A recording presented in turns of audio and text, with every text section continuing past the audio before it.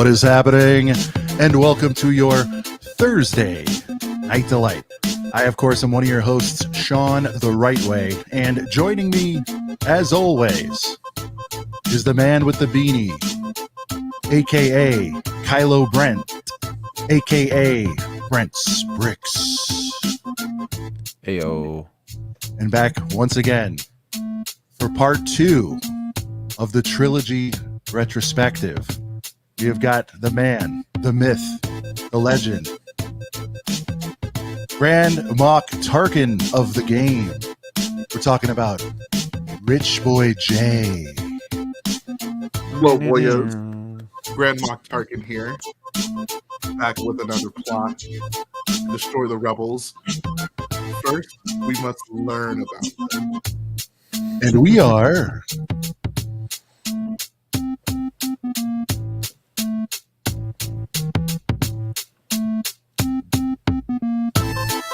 a couple of brickheads. Hey. That Bounce.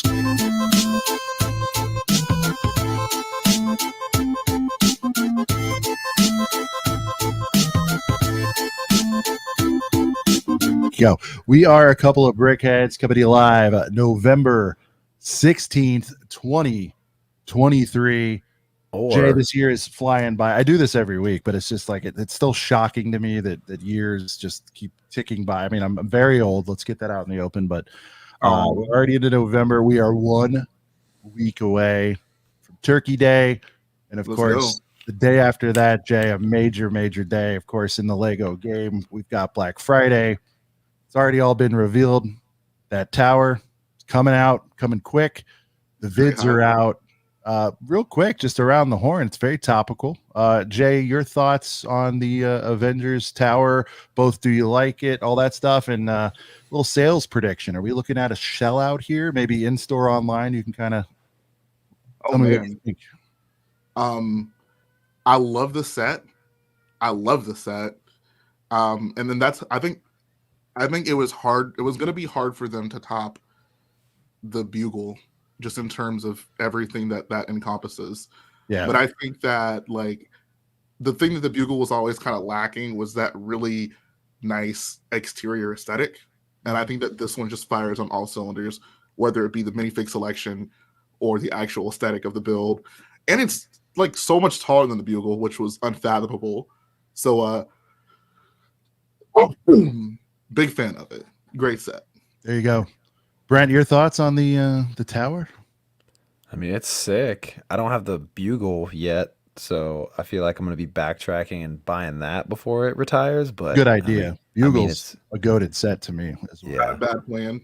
Yeah, but I mean, the Avengers Tower. I mean, Avengers Towers. It's so good. I mean, I can see the Avengers Tower being almost like a UCS Falcon kind of deal, where that boyo is going to be on the shelf for like 5 years.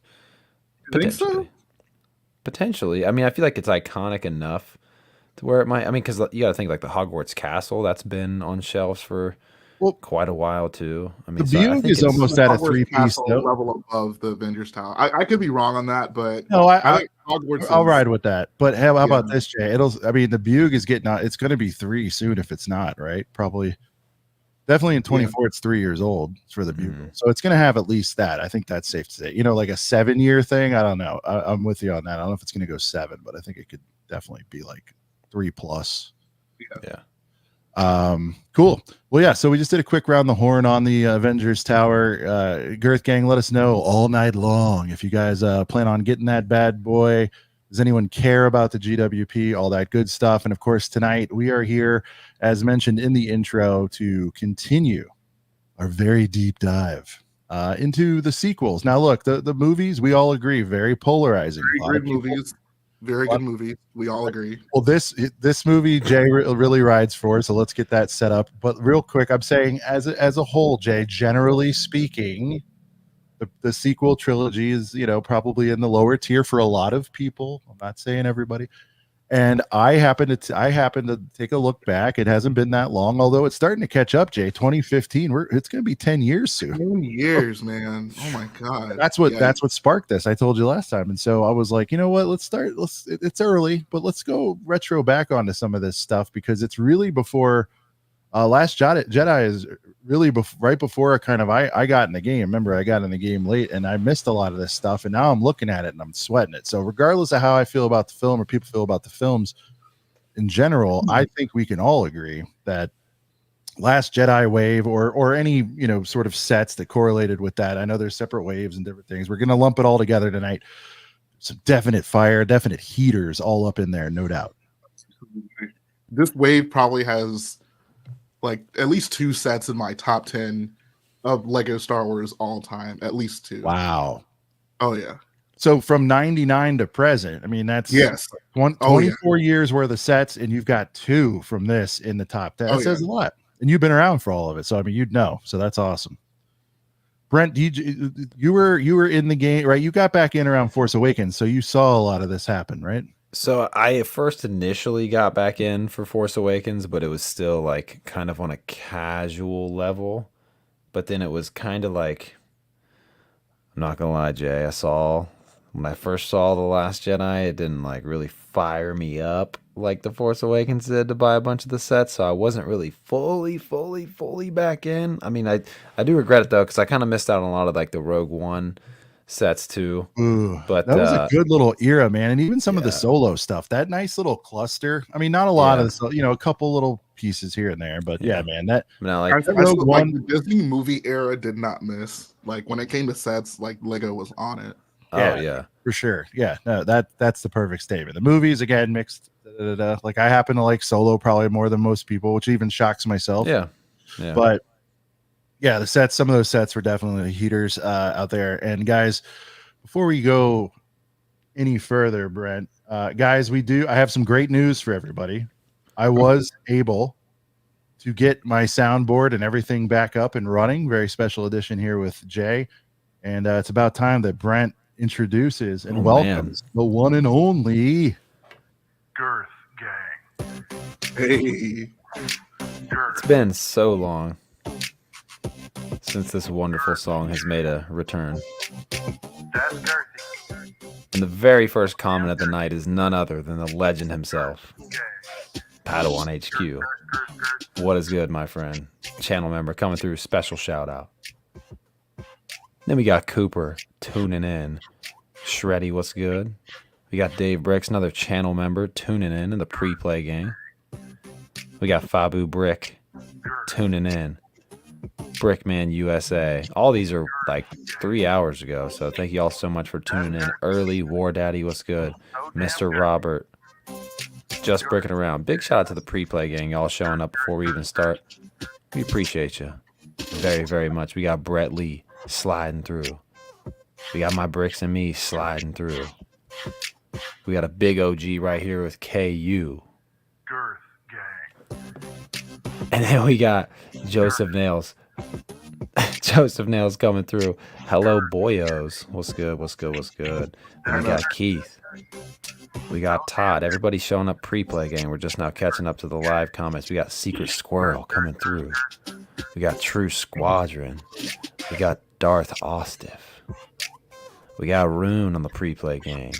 We got Felix coming through on the pre-play gang. He said boots, but he meant to say boyos. A couple of boyos tonight, you know what I mean? We got Prospect. Yo, give this man a trophy. Prospect. Shout out to Prospect. Special shout out to Prospect right here. Right, we got some kind of newer names in the chat. What's good, Car Lad 42? We got Alternate coming through. Stud Sidious. Shout out to Stud Sidious. Shout out to our merch. Link in Instagram bio. You know where to go. There you go. Bricks. I mean, I'm still getting caught up with everybody. Pre-play gang Will coming through. What up? We Will? reached that point, Brent. We've played it through like 4 times. This is what I say. Make a heater comment and your name comes up again. That's how we'll do it. Yeah. I mean, back in the day, like we would roll through every single comment in like 5 seconds. But now that you're so popular, Brad, I mean, this is what. No. Don't tell me I'm popular. But the chat, you guys show up before the show even starts. Shout out, man. Pre-play gang, Jay. It's a new phenomenon. Pre-play gang. It's we got Jay. Let's go. Crazy out there. And Trevor. Brett, real quick. Oh snap! What happened? Did we get a super chat? Hey yo. Uh-oh. I'm just trying to scroll back. Darth coming through. 209 days till Brick World Chicago 2024. Got the hotel and the badge. Stoked to meet y'all. And Sean, we're having that Coors B-Day. Cheers. There you go. Hey, looking forward to it, man. Man, shout out to everybody already booking Brick World, the best Lego convention in the world. I mean, it's gonna be a heater. 24 is gonna be crazy. I feel like every single year Brick World it gets even crazier and crazier. Everybody always feels the FOMO. We got more and more people coming in from outside of the USA for this thing. I mean, the international people showing up. Like, it's crazy. It's crazy. It's gonna be insane. I'm excited to see everybody again. I'm excited to meet some new people. I'm excited to see some faces again that I've seen in previous years. It's gonna be nuts, guys. It's gonna be absolutely nuts. Shout out to Tuesday. Shout out to the Tuesday stream too. So shout out to Mark. Shout out everybody that tuned in. If anybody wants to know more information about Brick World Chicago, definitely check out Tuesday's show, or just ask us some questions in the chat regarding, where you got to go to get tickets, what do you got to do about yada yada yada. Yeah, exactly. I mean, it's its own universe. I mean, Jay's been going for forever. We're slowly becoming vets. Jay, we got 2 in the book, so we're not completely green, but we picked up a little know-how now and then. But Jay's a great resource too. If you guys want to throw some stuff up, feel free to ask.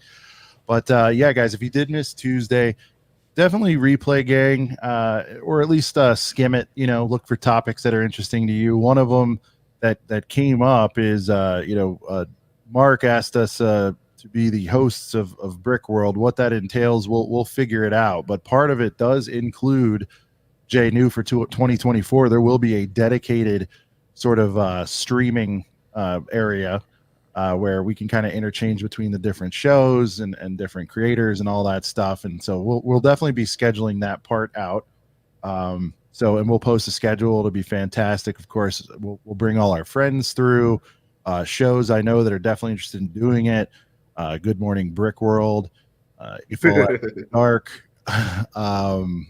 London Calling, London Bridge Bricks is making his first trip ever to the USA, from what I understand, and he'll be over doing his show live. I think he's going to call it Chicago Calling for the week, which will be, or Schaumburg, but I feel like Chicago is a little sexier. Schaumburg Calling. Yeah, so he'll be on. So yeah, and then of course there'll be other fun stuff. But guys, it was wild. We've been riding hard for this event for before we went and after we went, and all the times in between. And Mark recognized it, and we want to thank Mark for giving us the opportunity to be a special guest host of Brick World this year. Really, really stoked about that. And then real quick, he did shoot us a couple of notes to relay real-time stuff. So there was a sellout of rooms on Wednesday night, which we thought might happen. So if you guys haven't got your rooms yet, even if you can just grab like Thursday to Sunday or whatever it is now, I would advise doing that.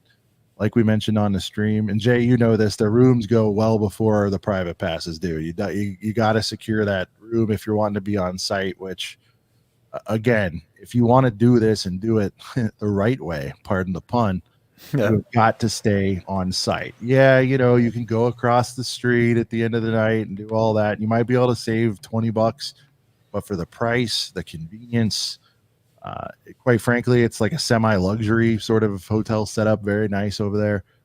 Definitely get your rooms. And here's a pro tip. I mean, guys, you don't have to pay the full freight on that hotel room. I think they just take a deposit of like one night or something. So it's not like you're paying the full, whatever it is, $700, but whatever it is for, however many nights you're staying, you just got to pay the one night. So definitely lock that down. And also Mark advised to please check back on the hotel reservations. They're fighting tooth and nail. Just know this. You guys know Mark a little bit, and he's fighting tooth and nail to get more rooms for the block for Brick World. Also wanted me to mention that the December event, the Christmas Joy event in Schaumburg, tickets are on sale now for that. So and also he gave us a fun little promo code. Tickets aren't that expensive. I think they're like $10 or something. And from what I understand, if you put in ACOB at checkout, you get $1 off. So I mean, use it. Use the code. Save yourself a buck, you know. Save yourself a buck. You know what I mean? Buy yourself something nice. You know, get you a little candy bar, something like that. But what do we got? But yeah, I think that's the updates there. Stay tuned as things develop on the Brick World front. But again, never too early to start planning. Just chip away at it. You know, get your flight later if you need to, all that stuff. But the main thing is, guys, lock down that hotel and the badges. Get your badges. Get your hotel. Also, just getting this going just in time for the holiday season, Brent. You know, oh yeah, we do have our Box of Boys merch still available. Talked to Sidious earlier today, guys. We are running very low on the Box of Boys shirts, and once these are gone, they are gone. From what I understand, especially the champion version. Full transparency, we will probably have variants coming later, but this actual first run of these, ACOB on the sleeve, champion on the sleeve, Box of Boys there on the chest. These are running extremely low. And then for the Black Friday special, this one is not eligible because it's very limited, but everything else on the Etsy shop is 15% off. So, you know, get that special someone in your life an ACOB shirt. You know, they want one of those. You know what I mean? Keeps you warm at night. Yeah. That ACOB heater shirt, man. That's a heater. No pun intended. Yeah. The stud graphic, this is ACOB on the stud though. That's just man, shout out to Stud Sidious for that nice touch. Yeah, he makes some great stuff, doesn't he? Look at this. So yeah, the full range. So basically everything but Box of Boys is on a promo, guys. So you know, the full price Jones shirt is on a promo. Quite frankly, we don't have to put those on sale because they're going to organically be gone over time. So yeah, we'll have more out there. And more merch to come. Hopefully do some holiday themed stuff for you boys. And we'll get that out because people have been asking about that sort of thing. And I'm just trying to see if we got all the housekeeping here. Oh, and by the way, guys, Sean has his good setup back. I don't know if you mentioned that, but he sounds crispy again. Yeah. And now Brent's buzzing. Somebody's buzzing. Oh, now it's gone. Oh, I don't know who it is. I moved my phone away. It wasn't close, but maybe that was doing it. There you go. Let's see. All right, before we jump into the main topic of the Last J tonight, which somebody, by the way, Jay, in our comments on Instagram said we should have called it the Last Jedi, which, you know, I mean, we probably should have, but they've all been J themed, so we had to kind of stick with it here. The J Awakens. Yeah. J Awakens. It could have been the Force Awakens. There you go. I mean, we could have really gotten clever. Force Awakens. Yeah. But then that kind of sounds like Jake, like from State Farm or something. I don't know. It still all works. Jay, you calling him Jake now? I mean, come on. Jay from State Farm. Jake from State Farm. Man, right. Oh, man. Let's jump into the Falcon's Nest here. Little Falcon's Nest? I mean, just that the guy has been on an absolute tear. Jay, is that one of the resources that you look at when you're seeing stuff? I mean, we kind of trust them to have the goods at this point. I know there's other things out there, but I have no idea what that is. Oh, okay. Falcon fan 1414? Dude, yeah. I don't know if you're allowed to or what the, you know, with your, but I was pretty sure you're heard of the Falcon. All right, so we'll start here. This is picking up from where we were last week. I don't know. Actually, let's get Jay's take on real quick. We'll go slightly backwards. Jay, what do you think of this GWP? I mean, I don't know if this is a unit mover or do you like it? Like, what do you think of this GWP for the Avengers Tower? It's cool. It has 4 figures. I'm a big stan for GWPs with figures. So, I mean, I'm not like a Marvel guy, so I'm not the one to be like, oh, this comes with these figures that will be like exclusive to it. Like I don't know, but it's 4 minifigures, so I dig it. I wish we got 4 minifigures in a Star Wars GWP. Yeah, no kidding. That'd be cool. We got Tyler. Shout out to Tyler. Life Bricks. WTF? Why aren't those 4 figures in patch form? 0 out of 10 promo because Patch of this. form. Ryan with patches, bro. Looks like people wanted a taxi GWP to be included with the Venator. Like, so. I'm sure there's a Star Wars taxi they could do. That'd be kind of tight. Could have grabbed one of those Coruscant, right? There's got to be some air taxis going on in Coruscant, right? Oh, absolutely. Little space Uber. Little Space Uber? Yeah, that'd be awesome. Subaru. Wait a minute. Subaru? All right, let's get back. We have a better shot of the train here, but here's something that kind of came up. A land member screwed up, and here is half of the buildable rocket. Better or worse than the Chewie? What do you? I mean, it's only half of it, but it doesn't absolutely repulse me. So I'm gonna say it's probably better. I feel like my first thing I think of when I see Rocket is, couldn't they have used like something else for the whiskers? Like, you know what I mean? Like some, like the. You don't like those Wolverine claws? Is that what that? I think so. Oh, okay. Never mind. I retract my previous statement. It was the fur. You don't like the way they look, regardless of what they are. If you don't like the way they look, No, the Wolverine claws work. I was looking at like the white piece. For his little cheek fur. Yeah, I thought that was supposed to be the whiskers. His actual whiskers. That is a good usage there. Yeah, I see what you're saying. I like that. Okay, but I mean, it'll go well next. I don't know. I'm kind of mid on the buildables. Jay, I'm team whatever they're called, the buildable minifigures, whatever they're called. You know what I'm saying? Like the actual Harry Potter one. I have them. I think I have all of them that they've ever released. Which, how many are there? Like 5. So we got two Harry Potter. There's the Lego guy with the red shirt and blue pants. There's the one they did like way back in the day. Oh, then I don't have that. I do. Shout out to Duck Bricks for bringing me home from Billund. He did get me the pirate while he was at the Lego house. So that does exist. Yeah. So, and I'll ask you, Jay. We probably talked about this before, but could you imagine, dude? You imagine little Luke Vader 2-pack just to kick this thing off, or even an Anakin Obi? I mean, give me whatever you want. I don't care. I think.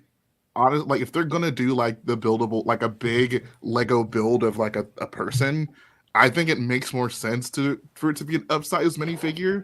Like I think that's like because like why would I spend like I could get like a Hot Toys Chewbacca that looks fantastic. Yeah, with for fur, $200, boots with the fur. Yeah. So if they're gonna make a Lego one, like at least like I don't know, like Legofy it. Yeah, Legofy it. Yeah. So I personally like I'm a much bigger fan of like the brick built ones, but I don't know if that's like a popular opinion. I feel like to the average Joe, I think I mean Chewbacca's not a great example, but I think the more realistic looking ones probably resonate with people more. I mean, I don't know, like AFOLs nowadays, they just want Lego versions of other things. So I feel like we're kind of in the niche market there. I feel like I mean, I would assume there's a reason they mostly do these as opposed to like the Harry Potter ones. No doubt. I definitely think that I'm hoping that the poor performance, and the only reason I say that, Jay, of course, I don't have the analytics on the Harry Potter ones, but those things didn't last long on shelves and they were frequently deeply discounted. And so I hope that Lego did not sort of abandon ship on sort of license themes because of that experiment. And I think like the whole world has to know. And I'm sitting here talking about 2-packs. I think, Brand, I always forget. Was it 120 for the 2? Something like that? It was 120, yes. Okay. Yeah. You could put Darth out there for 99 and everybody would whine. It's the Star Wars tax. But I think maybe 99 is rich. I don't know, Jay. If they came with accessories, though, if he came with, if you look at like Yoda, right? The last Yoda that came out, that was, more of a brick built statue or whatever.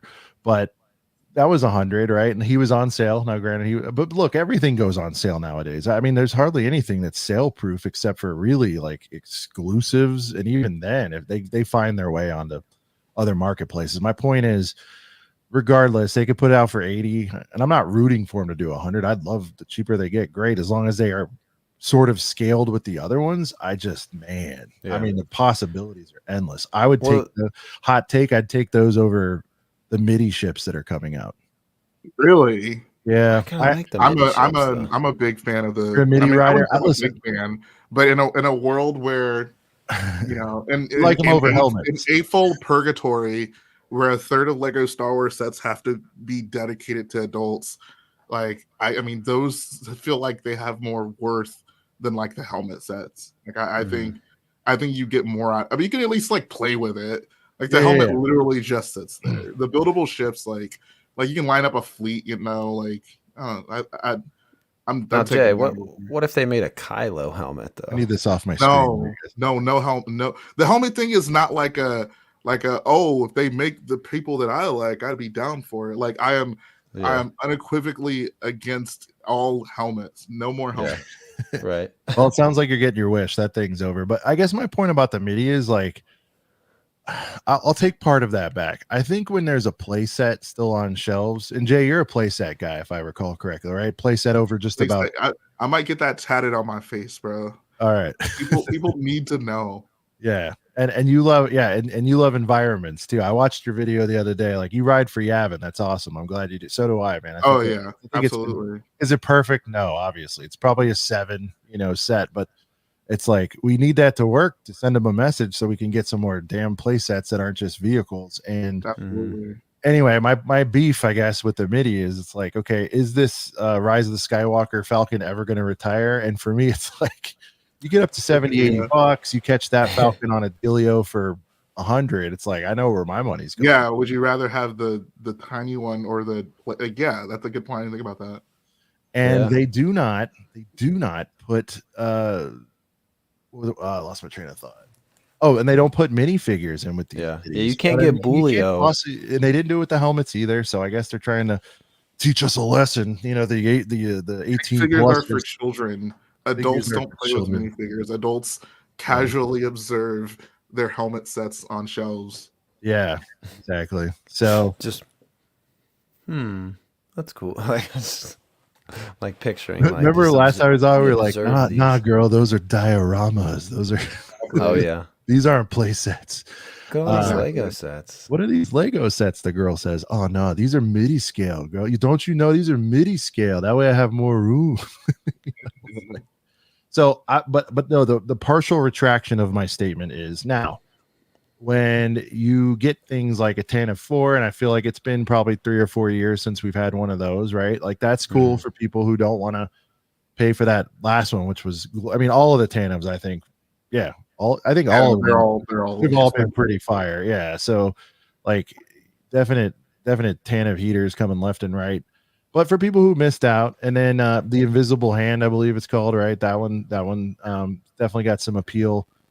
So I guess for me, it's like, okay, if it's ships that aren't out or are not out frequently, the frigate might be classified as MIDI. It's maybe a little small, but stuff like that we may not ever get a play set of, I think it's good for that. But it's kind of like, I'm good on the Falcons. Like, how many do I need?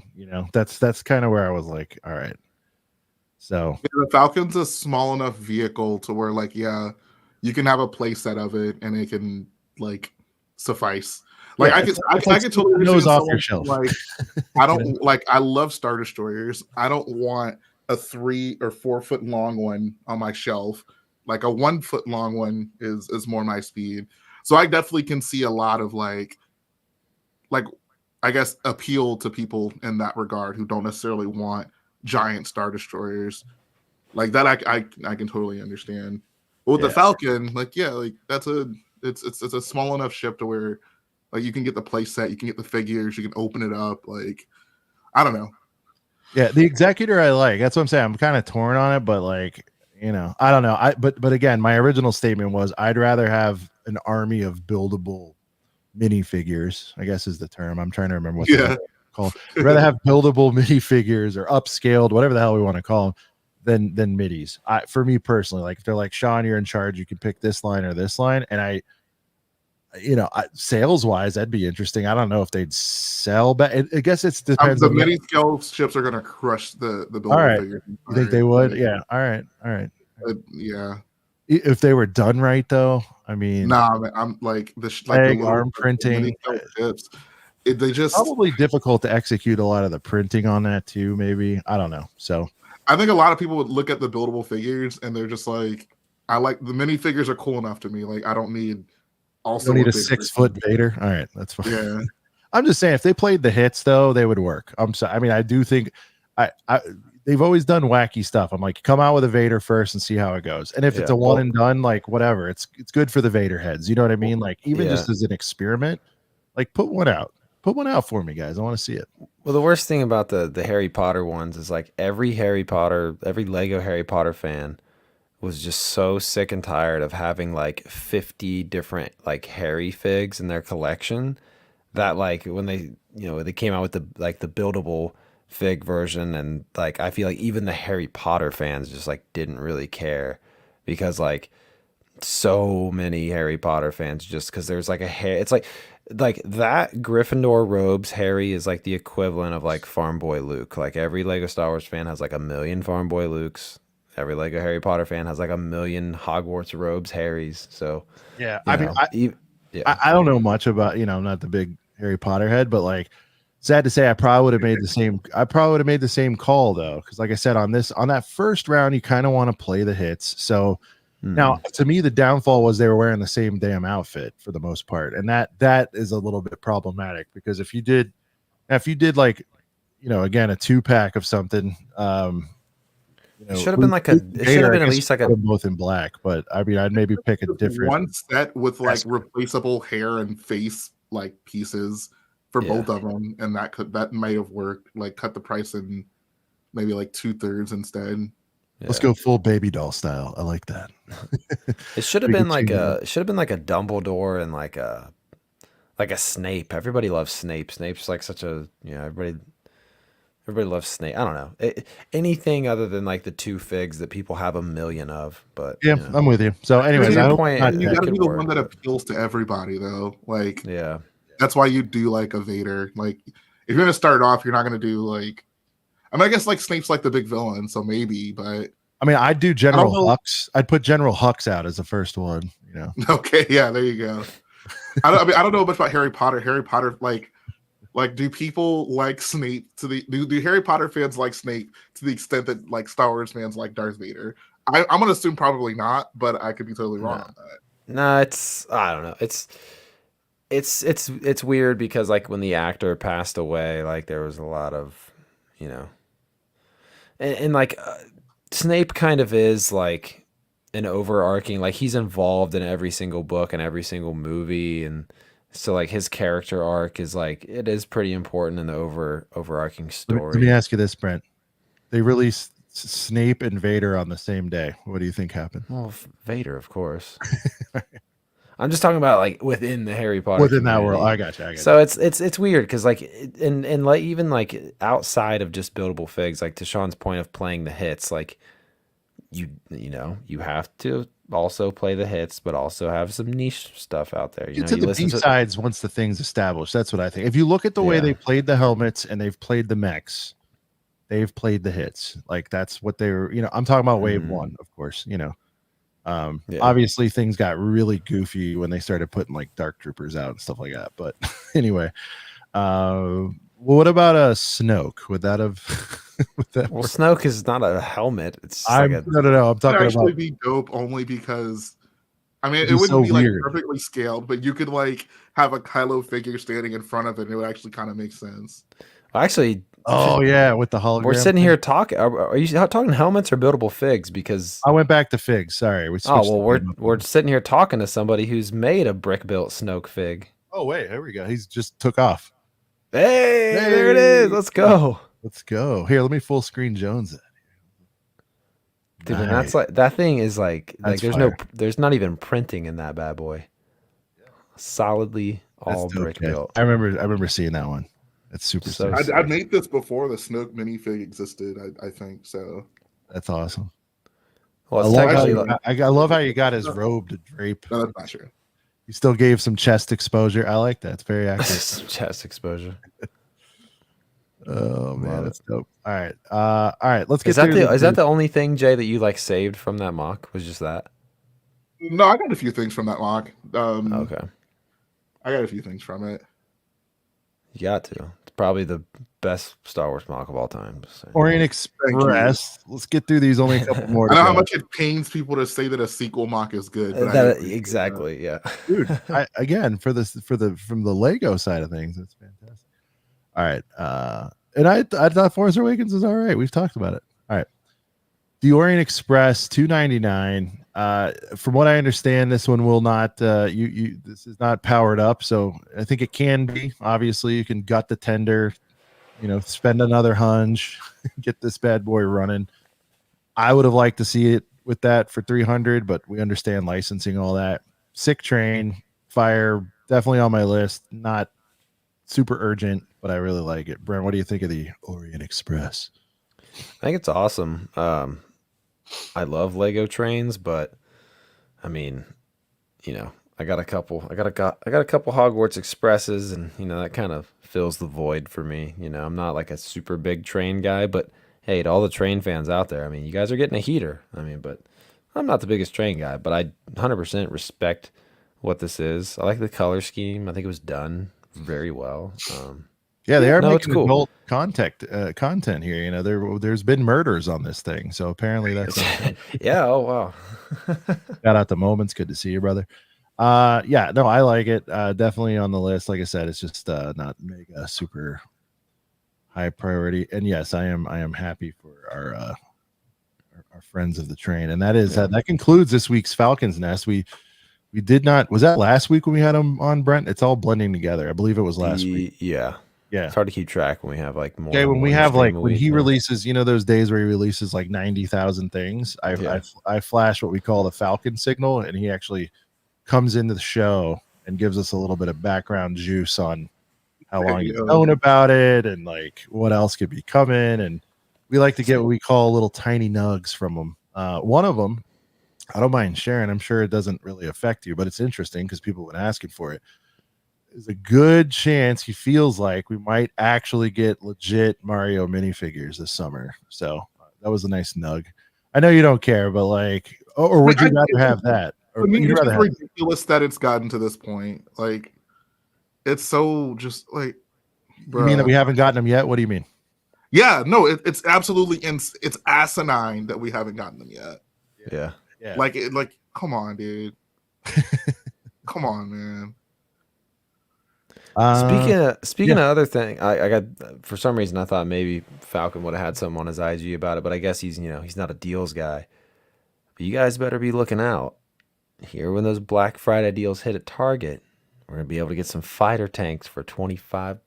Little $24.99 fighter tanks. So if you haven't got any fighter tanks yet, you need some more lean troopers. You haven't got that beautiful Mace Windu yet. $24? Yeah, you didn't see that? No. Oh, yeah, it's going to be, I think Tyler posted on his IG, but yeah, starting I think the 19th or whenever their like early Black Friday deals start. No kidding. $25 fighter tanks. Well, speaking of clones and lean and all that stuff, lean troopers. Hey, Brent, I got a question for you. You happen to pick up a box of boys this week, or? I happened to get one in the mail. Yeah, I'm gonna rip it open right now. What box of boys is inside? I'm gonna guess you went with some more 330 seconds this time. No, it's actually Snow Boys. What do we do? Well, it's another update. Everybody so Jay, a couple weeks ago, these were on sale on Amazon for $11, and and someone called it out like in chat, like right when we started. Stop the show. It all started ordering. Yeah, and like everyone's like, I'm gonna order 10. I'm gonna order like 20. Tyler tried to get 30 or something, right? Like, well, and then a bunch of people got their orders canceled. Don't have cloth commas, right? Are we not outraged? I'm not. Are we not angry? I'm not a comma chameleon, you know. I don't really care about Comma that. chameleon. Thank Yeah. God. You know, I mean, it's I just like think it's weird. funny. Like, Well, I Yeah. mean, I get like I understand half of it, but for me, honestly, dude, people will probably shoot me for this, but like the cloth thing, it's like when you display them, I'm worried about them getting dingy. Like all my Mandos, the cape is still in the thing. Like I'm like, I don't, whatever. Like I don't know, but not white with ones Vader, get not with dirty. Vader though. He always If Lego is just like the white ones, nah, because they get dirty. I could totally understand that. Like, Yeah. yeah. I No, feel get like they you should gotta just really do. take care of those white ones. Yeah. I feel like they should just give you the option for both. I feel like they should print them and like throw you like, you know, when they give you like the accessory pack for like the visors and all that. Like, I feel like, you know, but sure, like you're adding in unnecessary pieces. I get it. But like, you know, you can always buy them on Bricklink, whatever. Tyler wants cloth on his Rebel Fleet troopers in 2024. Dude, I love those troopers, man. You got to keep them capes fresh, box fresh. Yeah. No, I don't know. The whole thing. But here's the deal. So, Jay, I respected this set because I think I'm maybe 2 away from being able to fill up the UCS AT-AT, you know, so I really try to go ham on them. I have to deck it out, especially at $11. I mean, it's like whatever. Did you get the 3 you ordered? No, so I did 2 separate orders of 5. No. Yeah, no, 2 separate orders of 5 bread. I thought I did 3, but so I ended up getting 2 because they only sent you 1. They only honored the price on 1, Jay. So if you ordered 10, yeah, they just honored the price. Everybody who ordered, if you ordered 40 of them, you got 1. I happened to do 2 orders, so they give you 1 from each order. So I ended up getting 2 for. So it was a mistake. It wasn't an actual like markdown. It was a mistake, but I'm advising everybody because I do quite a bit of Amazon in my real life, and I don't think that this was a complete accident. I would keep eyes peeled. You know, that one's going away. I think it was a little bit of a hot shot of a deal that was supposed to come later. That's what I think. I think the start date, because Amazon, just to be clear, like Amazon prices don't change themselves. Okay. And I heard there was a couple other glitches and stuff, but I'm telling you, it's a pretty manual process to like go in there and change it. Now, there's a chance it's like some algorithm caught something. I mean, but you get what I'm saying? Like, I feel like they kind of dropped their pants, so to speak, a couple weeks early for maybe a Black Friday deal. So stay tuned on that. Hopefully they can bust those out for cheaper. I do think they wouldn't have given such big limits on them on purpose. That part I ride with. Like, I don't think they wanted people to get, I think the max was 30, something like that. I don't see on Black Friday. I don't know that they would allow that high of a limit on them. But actually, I have a quick story of a pricing mistake that actually worked out pretty well in my favor. Go for it. Hit it. Okay, yeah. So back in the Rogue One days, a lot of people will be jealous of this one. Toys R Us online, I guess some person was like, you know, inputting the prices for the big Krennic shuttle. However, they put the price of the big Krennic shuttle as the microfighter Krennic shuttle. So they had Krennic shuttle on ToysRUs.com for $9.99. So I ordered 2 of them. And they mailed me 2 of the microfighters.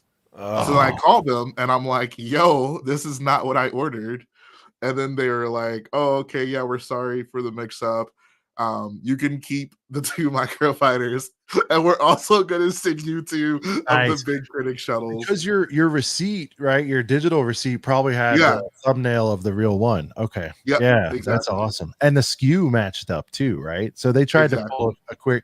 Dude, how bummed were you at first though when you opened them? You're like, I wasn't. I mean, I knew it wasn't going to be the big ones when they shipped it because they had the like the weight was on there. So I was like, oh, okay. But I was pretty confident. Like if I like call them and like make a deal about it, they'll probably honor it. So I wasn't ever like, oh man, like it sucks. But that ended up working out perfectly. That's awesome.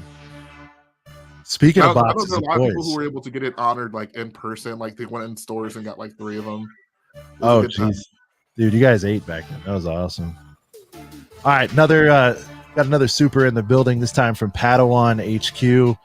Again, he's kind of the president of the Bobas, I think we're called the Box of Boys Association, whatever it is. But my folks are the Baba. I don't know. We had an acronym. Somebody help me. My folks are in the States shoving fighter tanks into their suitcases to bring back. Fighter tanks are basically unattainable here. Yeah, shout out to Padawan for the 5-pound super. Yeah, please have them do that. I'm surprised how we missed into the Padawan's laser first one too. people Hold are. on, real quick. Sorry. Locked in for the stream. Box of Boys, Girth Gang, $2 from Padawan earlier in the pre-play gang. My apologies, bud, for missing this one. And he is staying up with us late tonight, Brent. Apparently, Padawan has the day off. So, Yeah, he is. Padawan, I want you to go wake your girl. No. A couple weeks ago, Jay, actually, when we were talking about those snow boys being on sale for $11, Sean was just like messing around. And he's like, "All right, Padawan, I want you to go wake up your girl in the middle of the night and let her know that the boys are on sale." And he's like, "No, I'm kidding. Don't do that." And he does it and like sends in the clip of him doing it. All the show's still happening. Yeah. I mean, like That's throw his awesome. clip up like midstream. She like cussed at him. It's tremendous. If you're ever bored out of your mind, go on our page. You'll see it. It's just the best. And he's like, "Darling, they're 30% off." And it's like 3 a.m. in the UK or whatever. It's like, boxes of boys are 30% off. I just thought you should know. There it is. She's like, "What the fuck?" It's what the fuck. And then he talked to her the next day. I don't know. It was tremendous. I loved it. So shout out to Padawan. He's like kind of Hall of Famer around here for that. Like, I'm alone. Sorry to disappoint. It's all good, brother. I mean, hey, enjoy your night off. You know what I mean? That's good. Yeah, build some Lego. You know, kick your feet up. Build some Lego. You know what I mean? Butt Chop, of course, adds boy boxes getting girthy penetration. I mean, really just stringing it all together there. Buzzwords there. Yeah. Yeah, but box of boy. I mean, I really girthy. I could understand people kind of leaning that. But box of boys, you know, it's just like it's a box of boys. You know what I mean? You go to the store. You know, I'm a dad, Jay, so it's like, you know, my wife's like, "Hey, you want to get diapers?" I'm like, "Do I? Of course, I'll go get some diapers." Oh, look, a box of boys found its way into the cart. You know, it's just it just makes your day better on a Thursday. You know, just get to pick a box of boys. So just walk by the Jay, I Lego want to ask aisle, your like, professional opinion because I do respect your opinion. I just watched you did a countdown of something the other day. What the heck was it? That's how much I love your videos. You did the 2023 retrospective. I was aligned with you on a lot of that. So I wanted I wanted to ask you, Brett, can you hold up the box of boys again real quick? Still new to the game, but Jay, would you say like the side builds on this are like in the upper tier at least, or maybe even top something or other for side builds on a battle pack? Because I really like what's going on there. I like what David did by, you know, taking and made a really cool looking sort of base or whatever with the snow, you know, the little whatever. And then, dude, that speeder is solid. You got a nice little, you know, gunner there. I mean, like. Or no, am I just crazy? Because I feel I guess I like this better than, I don't know, some of the stuff we see in the battle packs. What do you think of the side builds? I actually totally agree. I think the coolest thing about it is the fact that it comes with the same speeder from the UCS AT-AT, so you can like actually fill up the speeders as well as the minifigures in the UCS AT-AT, and then everything else is just like it's like scenery, but like if you're getting this to build Hoth, like you get a lot of beneficial things for a Hoth build. So I totally agree. This isn't our run-of-the-mill, you know, pull the figures out and leave everything else in there. Like there's some really useful stuff in there. There you go. So I don't know, just a little side thing, but yeah, good box of boys check. I did not get any boys yet this week. However, tomorrow, happy to announce, my family and I are getting in the old vehicle and like the Griswolds and heading down to Florida to see my mom, and we'll also be spending some time down at Walt Disney World. So I will go to downtown Disney Springs, they call it now, and I will get a look at that luxurious chewy thickness in person. Chewy with the cake. Try to grab it if the guards aren't looking. Just a little handful, maybe we'll throw it on the Insta. A little pinch.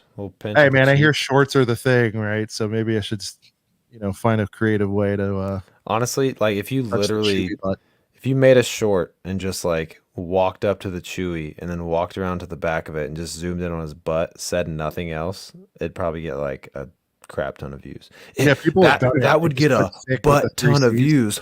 Hey yo, got him. Got him. No, I mean that I so the idea in and of itself is an original. I just need a twist on it because yes, people have done that. They zoom in on it, they play song about butts, and they put thick with the 3 C's and 10,000 views. You know what I mean? So like the creativity doesn't need to be crazy on Chewy rump content. And Stud Lake, get them Dole Whips. You know it, brother. I'll be hammering those Dole Whips. It's going to be like 80 something degrees in November out there. So definitely get you some Gideon's cookie. go to Galaxy's Edge, take a lap, do the whole thing. I'm pretty stoked, and I definitely can use it. I've been burning the candle at both ends, or whatever the hell that phrase is. I'm ready to.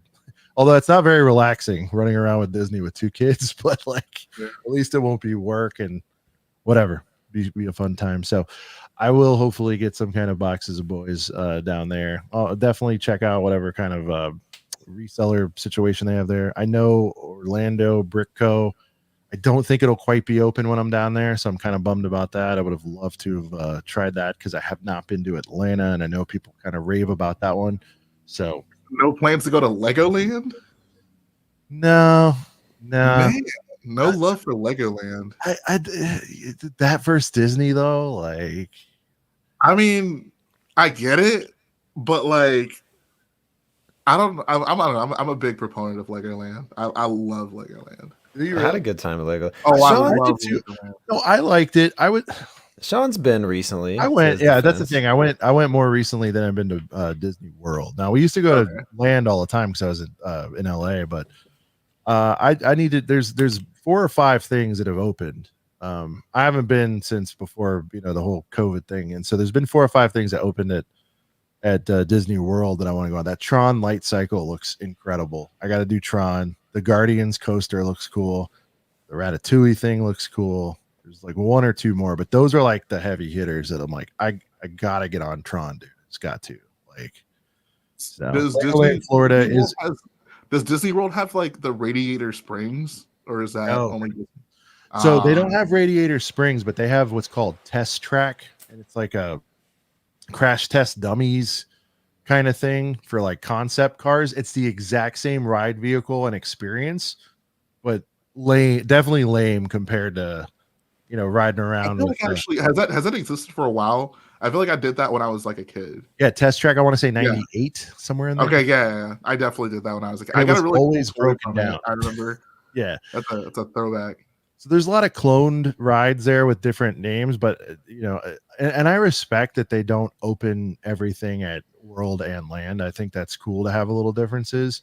But anyway, man, but I hear you. Look, do I like Legoland? Yes, but truthfully, grandma for the kids was like, hey, when you're down for Thanksgiving week, I'd like to take them to she enjoys Disney as well. She grew up on it. She was there when it would open. I mean, we got a whole history with it. So she's taking us to Disney, and I'm grateful, and that's going to be freaking awesome. But yeah, if I had more time or whatever, sure, I go to Legoland, go to the big shop, take a lap, ride a little Ninjago, eat some ramen. I mean, I had a great time at the one in California.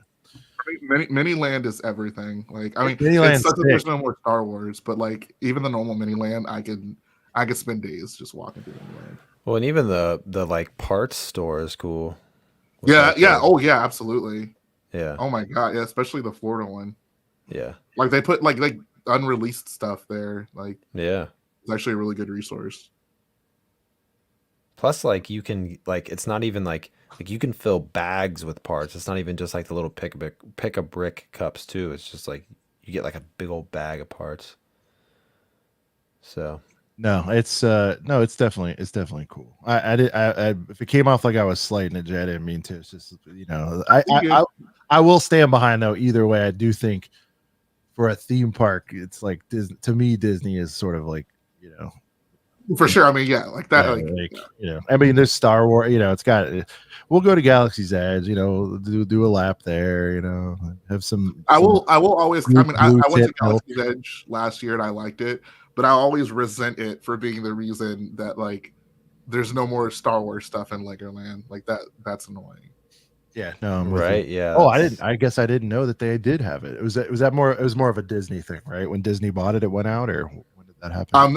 Well, no. When Disney like made Galaxy's Edge, basically, I guess part of that agreement was like we don't want competitors with Star Wars attractions and theme parks. So like, there was no more. They took away Star Wars Miniland. They stopped doing Lego Star Wars days at Legoland. Like, it's super annoying. I think I liked this better. I've never seen this layout. Wait, what? We were all at the Yeah, bottom. I didn't like it. I'm trying things. I don't like it. I didn't even know that was possible. Yeah, there's different things this thing does. We're pretty basic over here, but we're not king of the production values. But hey, you know what? I enjoy our backdrop tonight. I think Crate is fantastic. I love that. I love the whole thing. It's a great backdrop for sure. Beautiful planet. Beautiful planet. Let's get into it. So these are all sets tagged on Brickset with episode 8. Jay is going to be more of the expert on like the order of release and waves and all that stuff. But I figured, look, if we're going to go through all episode 8 stuff anyway, here's the list. We'll go through them, and does it really matter exactly when they came out? I don't think so. But that information is on the screen here. Got the launch Jan 1. Sorted. If you want to sort it by release date, maybe that might be helpful. Where it says sort by year release. Scroll up. Where it says sort by. I'm on sort by. Oh, okay. Yeah, I think there should be like release date or something like that. Okay, yeah, there you go. There you go, 2017. Yeah, okay, you're right. There you go. All right, well, let's go through in order here. First up, we have a first order heavy assault walker Poly. This was wow. Okay, so in the States, this was in Walmart in September of 2017. Jay, are you aware of this one? Do you have this one?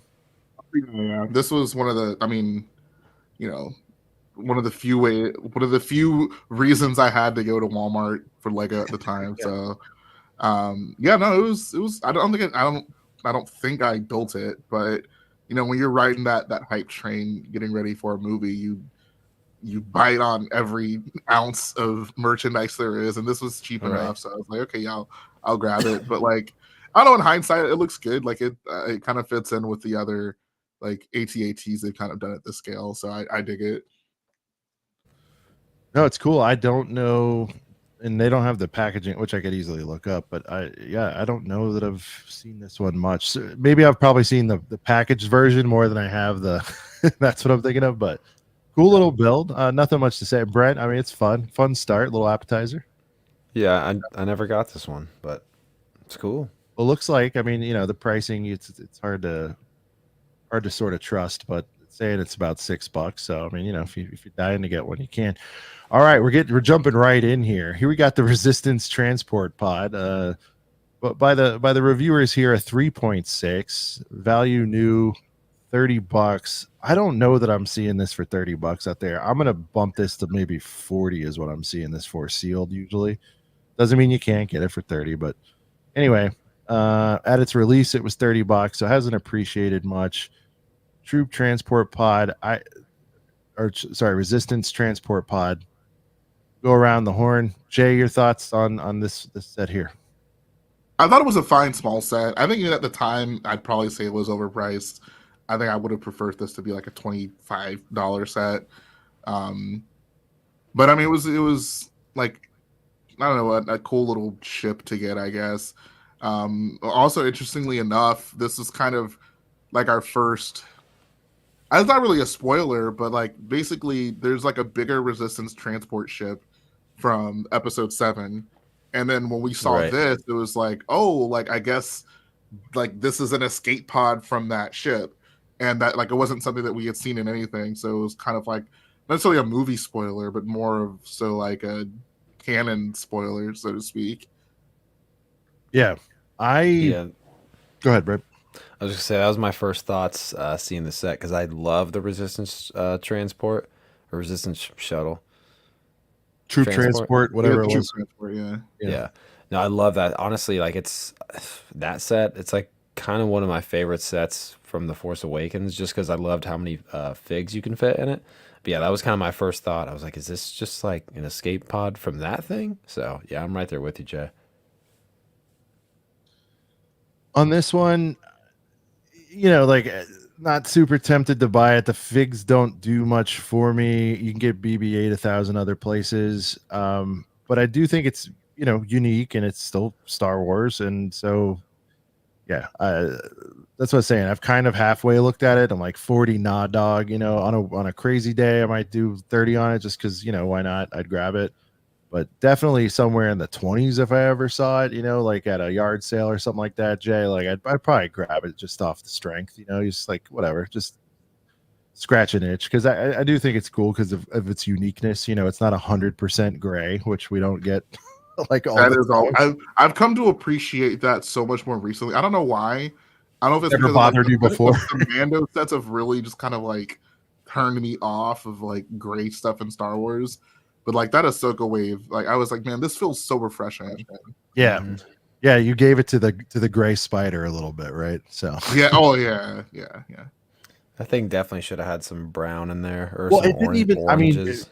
again, and we have the excuse of they're only given concept art and all that, and we get that. But man, like we make an 11th hour change and get the little alien in there. He had like the red eye. That would have like broke it up a little. Flame thing. Yeah, just I mean, it would have broke it up a little bit. All right, here we have the First Order Heavy Scout Walker. So this one's kind of controversial. Really? It was Okay. it was a victim of the cutting room floor. So this is basically the only set from the line that just does not show up in the movie. Gotcha. Even like from the Force Awakens wave, you kind of had that with the snow speeder, even though if you're looking really close, you can see it in the background. But this one is just nowhere to be found. So I think that kind of like turned a lot of people off of it. I will say, getting Hux in a cheaper set was cool because up until this point, he had only came in, I guess, the previous Kylo shuttle. Right. So getting him in a cheap set was cool, and then also you just get a bunch of like kind of like you get a resistance guy and some First Order dudes to fight. And I think like the mechanism on this set is really fun. I think it's very unfortunate it doesn't actually show up in the movie because like I can imagine the person who designed this put a lot of time into like the crawling thing, and Yeah. No one's really gonna remember it. Right. And again, give or take 40 something bucks. Again, Brick said it feels low for sealed. I don't know. I could be off it. And I'm not saying it's like worth more than that. I just feel like I've seen it for more than that. Obviously, the retail was 49. I'm sure they clearanced them at the time and all that, which is kind of driving it down. But for figs, this doesn't pop up a different window, does it? No. All right, so this is cool. So whenever you guys want to get into figs a bit more, we can here. But yeah, we have a Resistance Trooper, as you said. We got Hux for the first time in a lower price set. Flame Trooper, of course. And the formal name on this one is a First Order crew member. Fleet Guard, Fleet Engineer / Gunner with a light unit. The multi-purpose troop. There you go. Yo, that Flame Trooper though, fire. No Oh, pun the intended. Flame Trooper design is one of my favorites. It's Oh my super god. sick. Heater Now, alert. A lot of Heater people in alert. chat. A lot of people in chat are saying this is the best Last Jedi set. All I right. bought it at Brickworld 2022, I believe. Sealed I and think boxed. so, yeah. Yep. Yeah, still got it. It's over there somewhere. Haven't Yeah, built I it mean, yet. like, look, I'm not gonna fault anybody if this is their favorite sort of set from this film, or something that's categorized in this film. There's some other competition out there. I love it. Unfortunately, again, I got in the game a little bit late. Let me pull it up, and I feel like this is lowballing as well. 140 seems low, Brent. I think even 2 years ago you probably paid a little bit more than that. I think I paid. I feel like this is like 2 on the reg. I think like this one's 200 usually. I don't know. I didn't quite pay that, but I remember checking like. Yeah. Well, surprisingly enough, I bought this from a vendor at Brickworld, and surprisingly enough, didn't pay like $40 over the Bricklink average. So I did okay on it. A lot of people think this is one of the sort of goat Kylos, or is the goat Kylo. Curious to hear you guys' takes on that. It was. Jay, correct me if I'm wrong. I don't think any of these figs are exclusive to this set. Kylo is definitely Kylo is. The TIE pilot is for sure. Oh, he is. Oh, okay. Yeah. Well, that's good. That makes me feel better about paying for it to get it. And sealed. it's Kylo Ren with cape. So I don't know if the variant's just the cape, but it says appears in one set. And I think this is the most valuable because Kylo. When I was doing the other last, I mean, this is definitely the only Last Jedi set he came in, I believe. Okay. So yeah, I don't remember him coming in any other Last Jedi sets. But what says the Girth Gang? Do you guys feel like this was day one for me when it came out? Silencer is a 10 out of 10. Yeah, there's been a lot of love in chat for this set. Yeah, I'm trying a to lot, even This like set way is- earlier. This set is incredible. Like, and I mean, the sad thing is, as much as I love this set, this is not my favorite set out of this wave, or not even my second favorite set. But I think they just captured the size, the shape, the design almost perfectly. Like there's nothing wrong with the ship. Like I'd say it's kind of like a pretty perfect playset interpretation of that vehicle. Definitely. The Kylo fig is cool. The BB-9E at the time was really cool. That TIE pilot is actually my favorite Lego minifigure like ever. Really? Nice. I love the design. I love the soft tube that comes out of the helmet. I love the the red tube. stripes are just kind of put it over the top for me. I don't know why. I'm a sucker for red stripes apparently. See, I knew I'd leave this show going like, all right, hunt for deal on this because I've been meaning to get it. But like I said, I people aren't selling these on the low. You know what I mean? Like everybody can talk all the smack they want, but you're not rolling up on this one for like 120 or something nowadays. Like those days are probably definitely over. Again, wild things happen at like garage sale, but I'm just saying like online, probably not finding this one for that low. Now somebody find me one for 120. We'll keep our eyes peeled at the garage sale next year, which there might even be two of. All right, here's another one. This one's seen a huge jump. 156 feels a smidge low also here. For whatever reason, I'm curious to hear Jay's take on this one as well. The BB-8 buildable droid here, definitely a bestseller. Still remains pretty decent on the resale market. Retail was 99. It was a little higher than I maybe thought it was. Mm-hmm. We'll start with Brent on. Brent, did you end up getting this one? Yeah. Yes, sir. I'm looking at it. It's just out of my reach, but it is over there. I meant to get this set at Brickworld 2022, and I got to the yard sale a little late. I saw someone walking around with that. Oh, Jay's got it built right there in hand.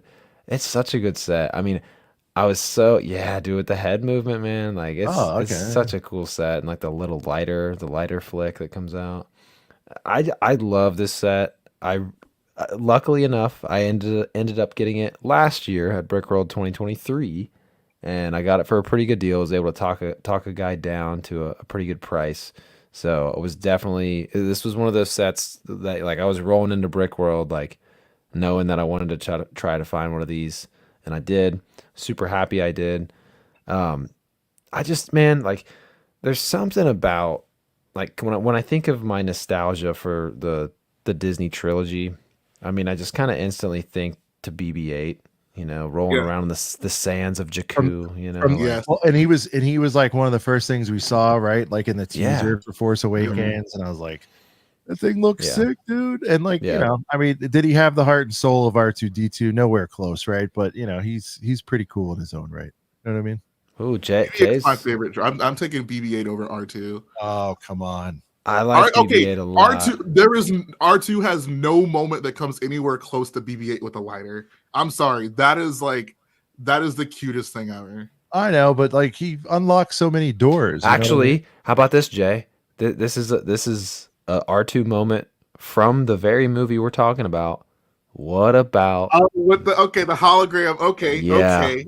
How about that moment? And then Luke I looks over like, I would say that's more of it's a good moment, but it's less. I mean, it's an R2 moment, but I think like Luke's reaction to it is kind of what really sells it. Where he's like, that was a cheap shot or whatever he said. It's not as like I don't attribute it as much to R2 as I do like kind of the circumstances around it. Yeah. But I think you're underscoring BB-8. BB-8 has some really, really cute moments.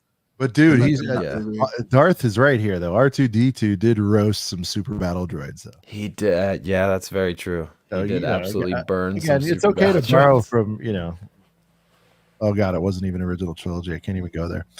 And burning the super battle droids was cute. UCS version would be rad. It's on my list of box to make. A UCS BB-8. You could almost make it like to scale almost. Like, because I mean, just imagine this, but like twice the size, and like, oh man. But again, we're all in alignment here. I feel like this is definitely a highlight for sure of the Last Jedi sets or wave BB-8, and it's evidenced by again this 156. If I could find one new in a box for that, I'd probably pull trigger because I feel like it's a little bit higher. Oh, you don't have this, Sean? You don't have BB-8? No, I still need it. I think I have all the man. droids but him. Oh, and I still don't have the damn. I need him and the Porg, and I think I have all the kind of buildable guys.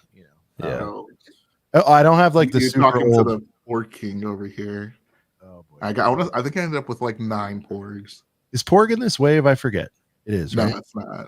Okay, all right.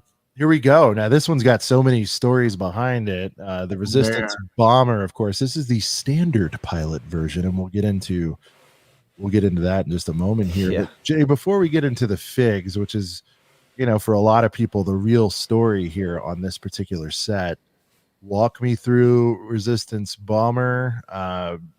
Walk me through your thoughts. I have some of my own, but yeah. This is probably my favorite Lego playset ever. I think like if I got this thing and I was a kid, this would have by far been my favorite toy.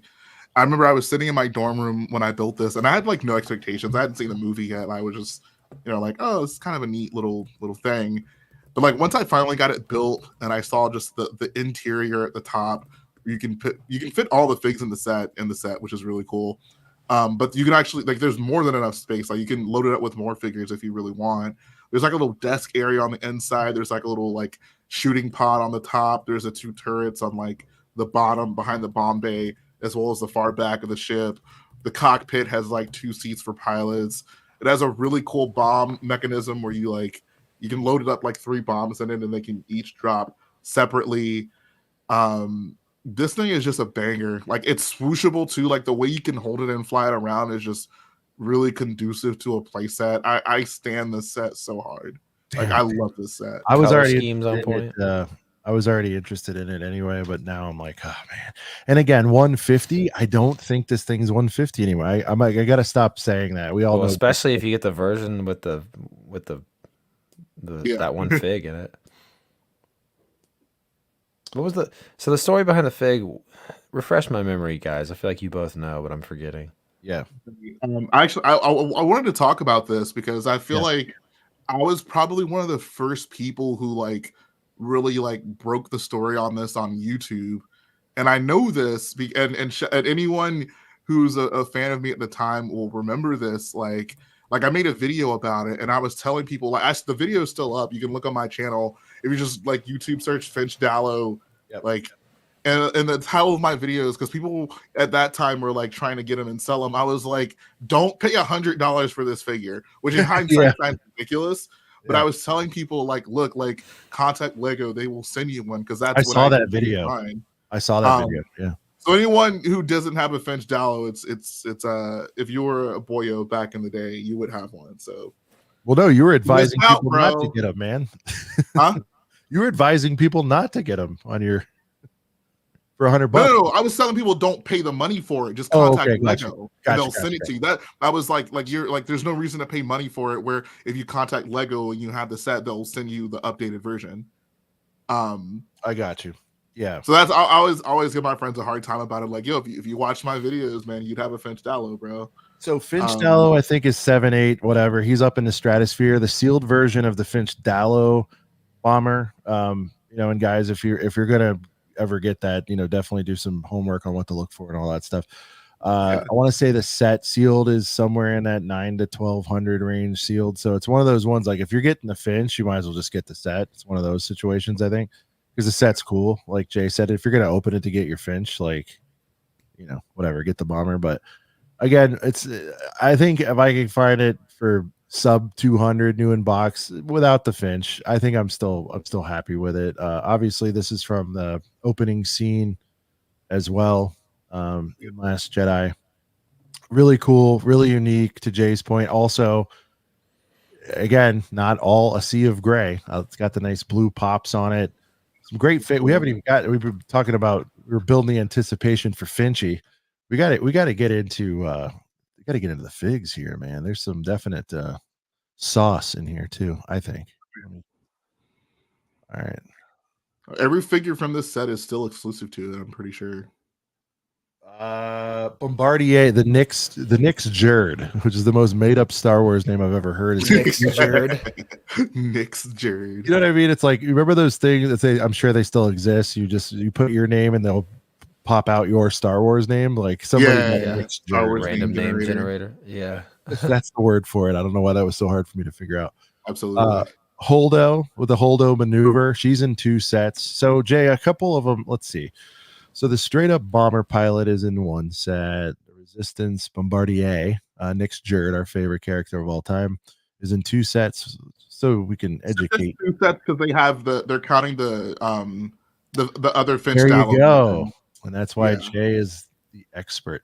And this one's only in 1 because he's Finch in the other one, right? Exactly. Yep. And look at what's happened with it. I mean, all of them are kind of heater, like value wise. You know, if you did break this up, and again, there's some cool figures too, like unique helmets. I love it. A really cool Poe too. Jumpsuit Poe. After getting Yeah, sick of seeing I love Poe the with his Poe. 2 It's like outfits. his X-wing outfit without the vest on. So that's I mean, if you just wanted like some background characters, I love that torso and legs for like a not fully suited up X-wing pilot. Yeah. Oh wow, I see what you're saying. Yeah, it just doesn't have the whole chest plate and all that. Exactly. Yeah. Yep. 100%. Cool. He looks like a borderline prisoner here, but Right. He's like Poe serving time. I mean, listen, he disrespected Serving time. Exactly. Serving time for disobeying orders. Yeah, if Holdo would have just friggin' told him what the plan was, even behind the scenes, you know, that would have solved things. But you know, she had her reasons, I suppose. First Order Heavy Assault Walker, another girthy boy here. Let me get some. I want to do the stats. I keep jumping right in. This one originally retailed for $150.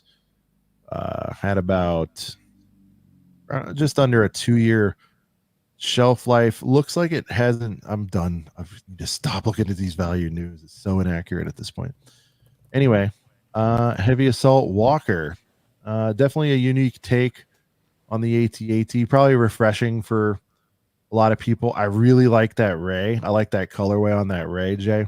With the Really cool. I agree. Ray. Yeah. This Stormy, I forget the name of it, but I love like with the little black accent on it. Yeah, that's actually the pilot. It's the ATM6 pilot. pilot. Yeah. Someone called out earlier. I think the pilots for everything First Order are kind of just heaters in general. Like most of these pilots are definitely awesome. You got your straight up Poe, you've got a straight up First Order Stormy, and then you've got a Resistance, probably Troop. We'll get the formal names here in a second. But did you get this one, Jay? What do you think about it? And then again, oh yeah, retrospective. I got all these. These were. I guess. I mean, if you'll indulge me for a second, I kind of an interesting story about like this wave of sets. So these this I guess would have been, 2017, like October-ish, and we were gonna have Force Friday again, which was always a fun thing to do. But there was a little event happening here in Houston, a big hurricane you might have heard of. And that pretty much like screwed up all the plans for that. So I remember the morning these sets were supposed to come out, I drove to like a Walmart and a Target, and they had nothing because like there were like trucks just weren't able to get into town. But my Lego store had gotten a shipment of these sets in like earlier, so I was able to get all the sets thankfully, like right before I went back to school. And it was just a weird time, but I remember like I took all the sets back with me to my dorm room. I just spent like a day just building them all back to back to back to back to back, and it was such a fun time. No, I'm with you, and yeah, I remember that, dude. That must have been rough. So this is like a ray of sunshine for you with all that. Oh yeah, definitely. So definitely it's nostalgic. We got Chop, of course, who loves contradicting everything. It's his vibe. It's what he does. Saying this is what they're selling for currently. Yes, you could probably go on Bricklink and pay a bunch of shipping and blah blah blah blah blah and do that. It's fine, but I'm not seeing heavy assault walkers like on the daily for this. Again, I could be wrong on some of them. They just feel low to me. Could be off, but let's see. Oh yes, take a look at the figs. My bad, guys. Yeah, I think this is my favorite Ray, probably. What else is this one in? It's not the Octu, is it? Oh, it's It came in the throne Whoa, room little, set. little, It's not the October. Yeah. little spoiler of what's to come here. But I really like this Ray a lot. Okay, so this Resistance Trooper is unique to this set. So if you're into that sort of thing, and his price reflects that, he's not cheap for sort of an unnamed trooper. I thought his name was Jacket Harness. I was like, No, Jacket Harness. That's a Star I Wars name. thought his name was Chin Guard. Like when I It's read, also- yeah, why not? He's a when chin. I saw He's a chin guard. Chin Guard. Oh, okay. And I said, I think I said a run of the mill Poe Dameron. I stand corrected again. Here we go. He's unique to this set. He's getting his Han Solo on here, or his Indy on. So this kind of the same figure came out in a microfighter, except his hairpiece had like the headphones attached to it. So there's nothing really like basically just this version of him. Like you can get in cheaper sets, but you would just have to replace the hairpiece. Yeah, no, I'm with you, and I always get tricked on that because I hear that's the case. Like sometimes it's like a hairpiece or whatever that throws it off. So yeah, Exactly, yeah. I hear you, but I mean, again, it still makes the designation, and you would know better than anyone. By the way, Jay, you're in your quest to complete every Lego minifigure. What is the number down to now? It's got to be getting down there as far as what you have left. 8 figures left. 8 figures to acquire. Yeah. And what's the most expensive? What's the most expensive one or two? Or I'm assuming. I mean, they're all expensive. So I have the New York I Heart Yoda. Okay. The original white prototype Boba Fett. One of the 2 smooth-haired Leias. The Shadow ARF Trooper. The Zabrak minifigure from the Old Republic set. Was that 6 or 5? Oh, the Millennium Falcon like VIP black figure. There's one more.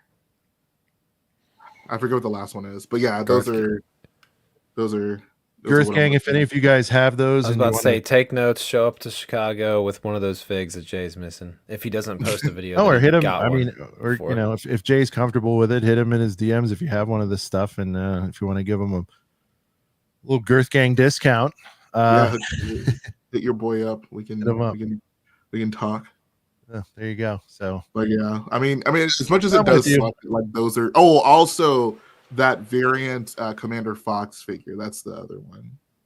Oh, gotcha. Yep. Yeah. I mean, so I mean, it's kind of like a double-edged sword. Like a lot of the figures I got before they were dumb expensive. Like I got my Cloud City Boba Fett for like $120. So which was outrageous, probably at the time. Yeah, at the time it was crazy, and like so yeah, like even now it's more outrageous. Yeah, I have both Chrome. I got both Chrome Gold C-3POs for under like 500 total. You know what's cool though, Jay, is as you're closing in on this, like each one's gonna have a pretty. I mean, I'm sure you've got cool stories with a lot of them as is, but like these next ones, I mean, I'm hoping that there's a cool story either with a hookup or you found a deal or whatever it is, or the story is, yeah, man, had to bite the bullet and pay the $350 or whatever it is for that figure, like whatever. It's still. And then seeing like what order they come in and land in, I think that's a really cool series, man. I know you're going to get it done, so we're all enjoying following it. Yeah, like the 2 most recent ones I got, the one of the smooth-haired Leias and the Chrome Black Vader, a fan actually just sent to me, which is crazy. Yeah, but that really helped. So shout out to my guy Brick Freak for that. He was total boyo for that one. No doubt. That's awesome. Love to hear that kind of stuff. All right. First order Star Destroyer. This one's a heater. You got a Snokey boy in there. First set with Snoke. Yep. First set with that particular first order. I don't even know what it's called. We'll look it up. On the left. Yep. We'll look it up. Yeah, with that helmet. Is this a named officer here or no? No, it is not. Okay. And then 2, these are regular. Yeah, these regular OG First Order Stormtroopers. Stormies, yeah. Yeah. And this droid is called what again? I don't know. I don't think. I mean, I have no idea. All right. Some kind of medical droid, maybe something. Probably. We'll Oh, see I here in a missed. second. Oh, I missed. Did they show that on the thumbnail? The BB-9E? I don't think he was. Or is he? No, he's not. No, he's not. Okay.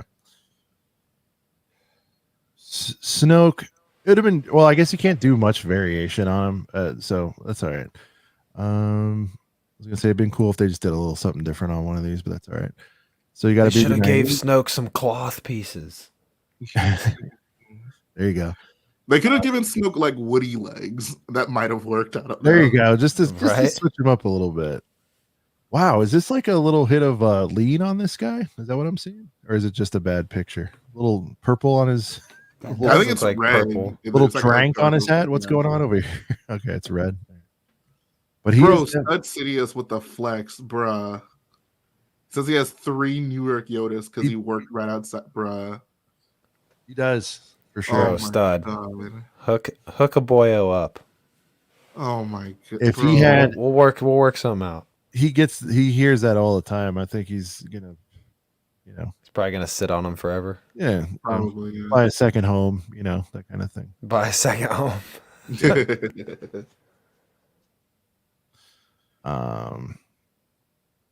Okay. So, anyways, this First Order officer, who's a lieutenant / captain, we're still figuring that out here in 2023. He is unique to this set, and again, he's not going to be completely unreasonable. So, if you do need that one, that's cool.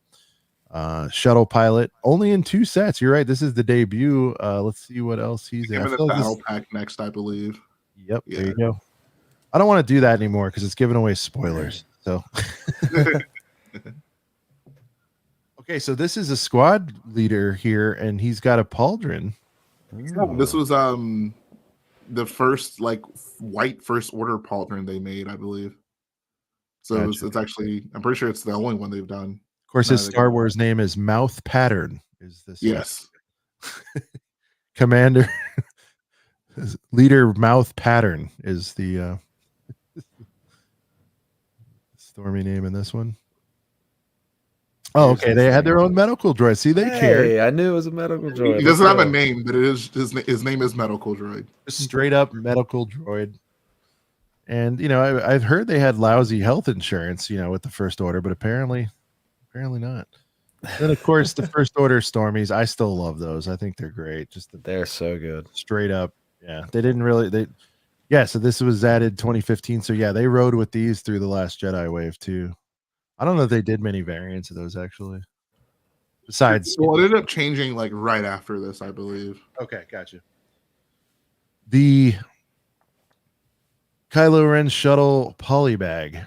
So I'd be interested to know. So this came out in black, but I believe the set is going to still be in gray. Is that right? This is so the set was from the Force Awakens wave. So by this point, Gotcha. Okay, they had seen the right colors. gotcha. Not much to say here. Cool little poly. Throw it in the bag. What of course I would have bought it for $5 or whatever. What's crazy about the first Kylo Poly is the first Kylo Poly also couldn't open the wings. So like it was the wings were just fixed straight up, just like the set was. It's kind of a funny little tidbit. Blame it on This DJ, man, I remember this. Oh, Toys R Us. How was? Oh, okay. Yep. Only January 2018. This one I know is probably pretty close in price. Whatever. It's probably, $6 to $10 out there. You can definitely get this for cheap. I'll tell you what I love about this. First of all, it's everybody's favorite jailbreaker from Canto Bight. It's everybody's favorite jailbreaker. There you go. My name's DJ. Very good. Brett with his impression games. Yo, $5 if either of you could tell me what DJ stands for. Oh, Dexter No, Johnson. no looking at the chat. I do remember like the before the movie was out, people were thinking there's a character named DJ. Maybe it stands for Dark Jedi. And like the speculation videos that were out, all the many speculation funny. videos before it came out. All I right. will So say this, I'm so glad we're past that era. Like, oh my god. there might Yeah. have been some Googling. Oh yeah, where we have don't join. Is that really what it is? Yeah, don't join. Yep. Because that was his big like catchphrase. Yeah, exactly. Oh. Talk to me Shout out about the to insert here. Derek I think Jeter. this has been executed a few times. Was it just around this era, Jay, where you got like the little card to go in the standee? That started with Rogue One, I believe. Rogue One had yeah. the Scarif. Is it the squad leader? Yeah, the Scarif Trooper squad leader, and a I forget the name of the droid, but it was like an Astro droid. So two of them started with that, and then we got this. I want to. Solo got 2 minifigures, but I don't know if they had the thing on the back. Okay, Gotcha. yeah, it did. Yeah, so the Solo figures had it as well. So yeah, basically, like, you know, I guess they decided let's add some extra stuff to the minifig polybags, and yeah, they gave them a cool little background as well as like a sticker that you could put with their name on it, which was kind of cool. And then it looks like they're modular, right? With this piece here, they Yeah, all exactly. So together. you could connect them. I want to say Looks like rad, getting dude. this figure might have been the last time I went to Toys R Us. Oh yeah, Sad face. rip, right? Because Yeah. it was 2018 when that all went down. Yeah, Yeah. damn. Anyway, I don't see why not. Like, look, if you like the fig, whatever, and it's unique, you get a couple little extra accoutrements with it. You know, little extras here. This is also all these figs, man, are definitely a strong argument too for this whole like they can't make them because of Black Series. It's like, I guess if you consider this a build more than a stand, I guess they could get away. But I'd love to see, and maybe that's why it ended. You know, maybe if that story is true and they can't make sort of standalone figures, you know, Hasbro was like, all right, dude, you're really stepping over the line with this one. Like, this is, you know what I mean? Like, they didn't just put a raw figure in a poly. I get that, but they're like, dude, you just put them on a display stand. You know, if you want it to qualify as a, I don't know, a real set, you got to put like a pointless speeder bike or something in there. Like, anyway, this is okay. So I didn't know we were going to stumble upon this, but here is the Finch Dallo variation, and we'll go ahead and pull up that fig. It is qualifying as a different set here. Let's pull up Finch. And you know, look, I don't know if I just think this fig is a heater because I know it's expensive, but I will say that helmet print is pretty badass. Like, you know, I Cool. do, It is really cool. yeah, and it's unfortunate that this wasn't like the sort of mainstream one, but I like that it's really cool. It adds to the legend. I'm all for wacky stuff like this. Like, I'm probably not getting one, and I'm okay with that. But I like that it's out there as something to chase or whatever for people. You know what I mean? I would love to, like, I don't know, talk with someone. I know people do like designer interviews all the time. I would love to understand, like, why did they do this? Like, what was the reason so late into production to be like, oh, let's replace like the minifigure? Like, it's the only There's time anything videos like on that it, Jay. has ever happened. Like, it's huh? I heard the story. I don't know if it was a representation thing, but the story's out there, and there's a thing with the actor being super stoked that it happened, or it was supposed to, but it didn't, and then he called it out and they fixed it. It's out there, Jay. Just it's Okay. on the old tubes you can find it, because I saw your stuff on it, and I think I was just on a streak of learning more about it at the time. Yeah. I want to say someone did a pretty good video covering it. So if you do that and probably sort, and I think it had a lot of views too. So definitely search that. But it had something to do with, yeah, I feel like he was supposed to. I don't want to. Everybody give it a Google if you want. I don't want to get it wrong. I remember the actor posting, like, he had like a picture with like 6 of them, and he was super happy, like, oh yeah, I just got these from Lego. So maybe that was part of it, because like, why would they just send him like a bunch of that figure for no reason? Tyler, every set should get a Finch Dallo equivalent. Again, right. I love chase stuff, but you know, but the naysayers would say, and rightfully so. And actually, Jay, you're a great guy to have on this, and who's experienced it. You know where I'm headed with this. You're a big Walmart fan. You get a set. Boy, are these going to be ripped open if you hear, you know, like, imagine if the Vader Chrome happened today again. Oh my God. Like, people would just be shredding sets. Mr. Gold. I mean, I'm sure it was happening to an extent back then, but with sort of the wider distribution of Lego and sort of just with like the hype beast culture, like everyone. That's what I just, mean. like, The big wants money to- being attached to it now, Yeah. right? But before it was just to complete the set. I'm sure for everybody, right? It was more. Right. I don't know if innocent's the word, but probably innocent. And now it's like, if they were to ever f around and put a Chase gold figure again, it would just be like shredded all the bags or boxes nowadays. It would get out of hand, which sucks because I would love if we were still at a point where people didn't take this so seriously and they could just do fun stuff like that. But I mean, we kind of ruined any chance of getting something like that. Yeah, even I mean, Jay, I'll never forget. Like, was it 3 times that you bought the Armored Marauder and the Tyler, flags were... 2 of them I bought with figures just missing from different Walmarts. Yeah. Tyler, this is the real story. The actor only did the movie because he thought he'd get made in the. That can't be right. I put that. I mean, he's definitely joking, but I put that in my contract, bro. Yeah, I was gonna say who would be like, nah, man, I'm not doing, especially like a small character. Like, yeah, this a isn't small cameo. Yeah, like, come on, dude, you're not doing the lead role here. I'm sure they would have. There's about 9,000 guys behind him that would have taken it without the fish. right. He's joking. I was like, yeah, all right. Now I was reading it, and then I can hear Tyler saying it. I'm like, that's not true. KB Toys, shout out to dude. R.I.P. to KB, man. That was my child. KB was cool. Honestly, man, I have as much attachment with that as probably Toys R Us. Like, seriously, some of my KB was just kind of like. KB was just hard to find. I don't know if it was a regional thing, but like regional. I had them everywhere in Florida, dude. Okay. Yeah, that was seriously for me. That was like the go. See, for me, it was the flip side. I want to say around me there was probably 2 Toys R Us's, and just where I happen to live in Central Florida, they were probably like an hour away or whatever. But like I had 2 malls on the way to wherever the Toys R Us was, and Mom Dukes. I mean, she always wanted to go get clothes and crap at the mall. You know what I mean? Like a trip to TRU straight up was definitely for me more of a rarity than a trip to the mall. It's such a hard sell, bro. Like getting your parent, like to be like, oh, like you could get away with if you're already there. It's in your hands, and they gotta like take it from you. You can get away with like asking for a toy, but getting them to like actually dedicate themselves to take you to the toy store, that was a different struggle. I miss the plasticky smell of Toys R Us. You know what I mean? It was like this plasticky smell. But we had that. We had Lionel Play World, which was big by us. People are Tyler's asking about Alex's toys. I have no idea what that is. Oh, is that the one we went to in Chicago? That's the one we all went to in Chicago. Yeah. Well, it's because it's where the Toys R Us used to be in Schaumburg, I think, or something like that. It was Tyler, me, Duck, Ryan, JB, I think was with us. Who else was with us?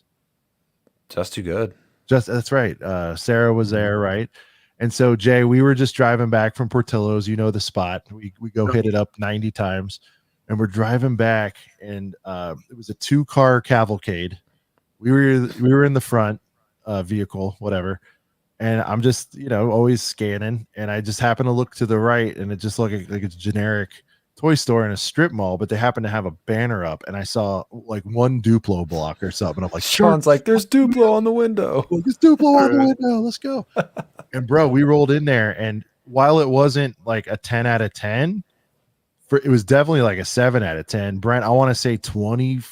Not 25, that's strong, but maybe about 20-ish% of the sets were retired in there. No, and they had like a legit like Lego Star Wars section. Like they had all the Star Wars stuff together, and it was all like looking nice and organized. I said Duplo on the window. I said it first. If Duck said it, he said it after me. Trust me, we have video footage of that. That's why we jerked the wheel. I want a Sean thing to say. I would, yeah. I can hear myself screaming it. Duplo on the window. Heck yeah. Dozens of So Jay, the weirdest thing was there was random polybags. Duck's obviously, he's tuned in with all this stuff too, and he's like, do it in his voice, talking about how unusual. Here we go. Can you do it, Brett? Do a Duck Bricks on which polybag? The Monkey how Kid unusual one? It was to find the Asian only release Monkey Kid polybag at Alex's Toys. Talk about his reaction of finding this exclusive Monkey Kid. Oh wow! Oh my God! This Monkey Kid polybag is actually not very easily obtainable at a store like this. This is actually really awesome. Bruh. Awesome. That's amazing. Thank you for tuning in to Duck Bricks. My name is Chris. Awesome. I know you're not familiar with his work, Jay, but he's on Lego Masters and he's got a crazy Shaunism. Lego collection. And he's one of our good friends, dude. He is I advise you got to meet him next year. He's like seriously one of the coolest. He's dudes super cool, ever. dude. He's amazing. All right. So, anyways, Stud Lake, jerk the wheel. That is such a Shaunism. Yeah, I'm like, well, jerk the wheel for me came out when I said the first time I ever said that was I was in a meeting. I'll never forget it because it was like half people enjoyed it, half people probably were like, what is this kid saying? I was in some kind of corporate thing and we were talking about like some kind of promotion, like Black Friday or something. And they were like, all right, so yeah, let's just go like 10% off and I go 10% off. I'm like, I wouldn't jerk the wheel off the highway to go somewhere for 10% off. I'm like, I'd jerk the wheel for like 25, 30% off. Like, that's not a sexy pro. And so I literally meant like, so excited you're sailing by and you see a billboard or whatever and go like, oh, I definitely got to pull over for that. So that's the origin for me of jerk the wheel. As other people said it, probably, I don't know, but that's the origin of jerk the wheel. Our first OG channel member, King Oldendorf, coming through with the two-piece. Again, man. KO coming through with the two-piece. Says, hey, fellas. Pop in to say hi as it's 3:45 in the morning over there. Go to bed. Go to bed, KO. Go to bed. Go to bed, KO. No, we're happy to see you, man. All right, Sean. Let's go. Well, I mean, listen, we have the British, I'm sorry, the European contingent over there. We hear weird stories, Jay. They'll get up, be like, took a leak, thought I'd throw ACOB on for a second, going back to bed. I'm like, well, thanks for the video. We appreciate it. No, but KO's been here from the start. First ever channel member, very historical member here on the channel, and makes great stuff too. You guys go check him out. Frantically spin the wheel. I don't watch Brick Click. Brent does Brick Clicker. What is bed? KO says, and Padawan, of course, over there as well, saying it is in fact 3:47 a.m. All right, time check. We're on. Okay, we'll start getting a little speedier through these. Thoughts on this one, Jay? We'll kind of speed round on, unless it's something you really want to go deep on. These are the executioners, they're called, or what are they called? Yeah. First order executioners. I know it was whatever battle pack. Like, I don't really care for this one, honestly. But a pretty cool variant on the helmet, I think. I mean, that's the highlight to me, obviously, is the helmet. Yeah. Okay.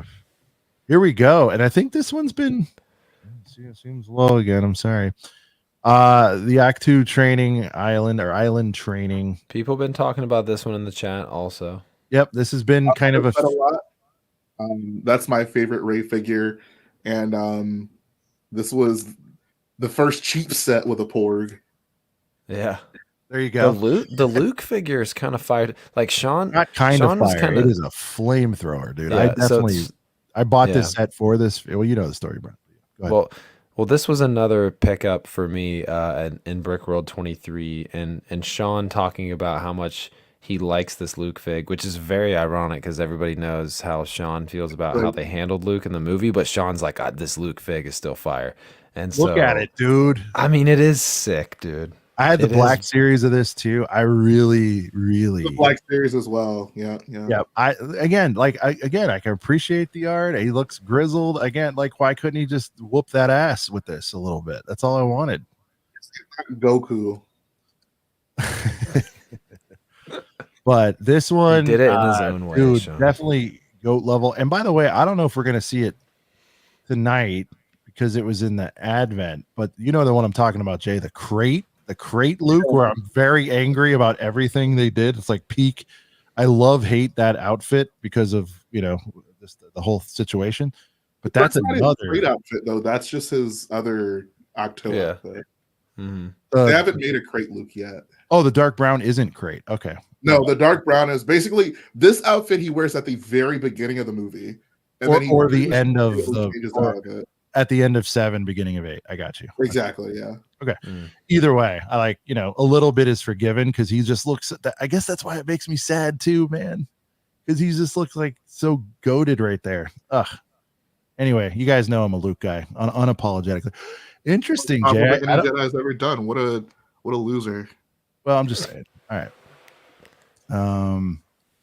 And I guess I didn't. I mean, I obviously own this figure. I bought the set, but I did not know this particular variant. This is it. This is the 101 in here. Yeah. Okay. See, it's in my collection. I've got it here. And by the way, I haven't been charting any of this, but it's definitely inaccurate because there's stuff that I have it in mark. I need to go through this when I fully unpack. Here we go. First, this is a crowd favorite here. Well, I guess because you are getting Phasma, but in general, I guess we'll turn it over to a build expert to kick this one off. What do you think of this one, Jay? I mean, it's loved, hated. Some people say they love it because it is pretty accurate. It's just not as cool of a ATST maybe as we normally get. That part of it, like they should have just put like made it a full ATST. There's just no reason to have not done that. And then they could have had a play feature B. You can take this like shell of it off, and you can have BB-8 piloting it. Yeah. Like no one would have like a second thought about it. But the fact that they just like deliberately made it incomplete is just very, very weird energy. And then Tyler was saying, I guess, because due to the timing, they were side by side at the shelves on the shelves at one point. That's pretty crazy. Yeah. They made this. So Jay, you kind of alluded to it. Did they make this sort of open concept ATST so mainly so BB-8 could flex? Do you think that's why they intentionally left any sort of armor off this thing? Like. Yeah, I mean, the big reveal of the movie is, like it's BB-8 piloting it when he like pulls the top of it off. But like, they could have given like us from like a toy perspective. Like, I mean, yes, like the parts of it get ripped off, but no one wants like a half complete ATST. Like, just make the full thing. Things grow on me weird. It'd be like the equivalent would be like if Lego decided to make like Obi-Wan's Jedi Interceptor from Episode 3. When it crash lands in the hangar of the Invisible Hand, and they just deliberately like leave off like 2 wings on one, and like have like bits just like not included. Rey is all the Jedi. Like, bruh, just she is all the I will Jedi. say one nice thing I will say about the set: the Rose minifigure is a banger. The fact that I actually have that her hair piece dual molded into the First Order hat, like, I wish they did that more. I did get this Rose because by the way, and Jay, we've talked a few times. So if I say to you, like, I may have said this before, I apologize, but I am such a stan for good guys wearing the bad guy outfits. Like, it all started off, of course, with Luke and Han and the Stormy stuff. So like anytime I can get any of that, the little disguise gimmick, I'm like, sign me the F up. And even on good old Rose, which I don't even bury her that much. It's like she's fine, like I don't. That whole thing I didn't understand. Her is so overblown. Like, what's that? The reaction to her is so overblown. Yeah, I never. The fact that people put her on the level of Jar Jar is just insane to me. But I, despite me not being a huge fan of again the results of the movie, I would say in general, I definitely thought she was all right, and like this fig I thought was cool. And dude, Phasma, I still haven't gotten a Phasma. Now, here's interesting. I wanted to delve into this. There's two Phasmas, and one is definitely worth more than the other, and I'm trying to remember why. This one's probably worth more, but I don't. Let me see. I want to say this one's probably worth more. Let's see. Because the other one came in the transport, right? Yep. Okay, First Order transport. I think does this one have a pauldron and the other doesn't? There's something. Oh, pointed mouth. It's the mouth. They changed basically for the Last Jedi. They changed the helmet design for the First Order troops. They made them more pointy, which I actually prefer. And Lego kind of reflected that with this figure. I don't think they did it for the Stormtroopers until a little bit later, which was kind of weird. But gotcha. But Phasma was, she was unique. And you're fine with the whole Phasma arc? Oh yeah, like okay. The fact that people get so like the build up for Phasma, the fourth most important villain in those movies is ridiculous to me. I think it's because obviously it's because she looked so awesome I think that's the Like problem. Boba Fett looked awesome, and what did they do with him? Like, Well, they really Grievous did a looked number on him. awesome. What did they do with him? Well, when a certain book came out, they really did a number on him. So, are you saying like why did people like him in general? Like even before Book of Boba Fett ruined him? Is that what you're asking? Is that what you're saying? Yeah, I'm saying like at that point, like people weren't like, oh, like this is a crime against humanity. How dare they make a cool looking character? Like, there's plenty of like Yeah, but what dude, do they full want on Phasma to trope. look less cool? Like Phasma's design was actually originally like a Kylo Ren concept, but they thought it looked so interesting. They were like, okay, we don't want to just not use this, so like give it to her. And like she did what she needed to do. Like it's like I don't know for movies that probably admittedly have way too much going on.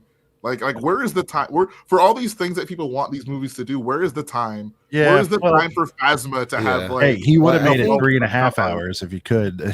So, but I think the biggest difference with like Boba Fett and Phasma is like obviously like Empire Strikes Back came out in 1980, so times were excuse me, times were different. But like Phasma was just kind of on the posters and in the movie trailers. I feel like there was a little bit more promotion with like look at this cool new character and like yep. yeah, like Boba Fett was only in the And movie Jay, a will you little agree bit. at least with this, Jay? Though with the demotion of Finn, so to speak, I feel like he was definitely. I mean, everybody's talked about this.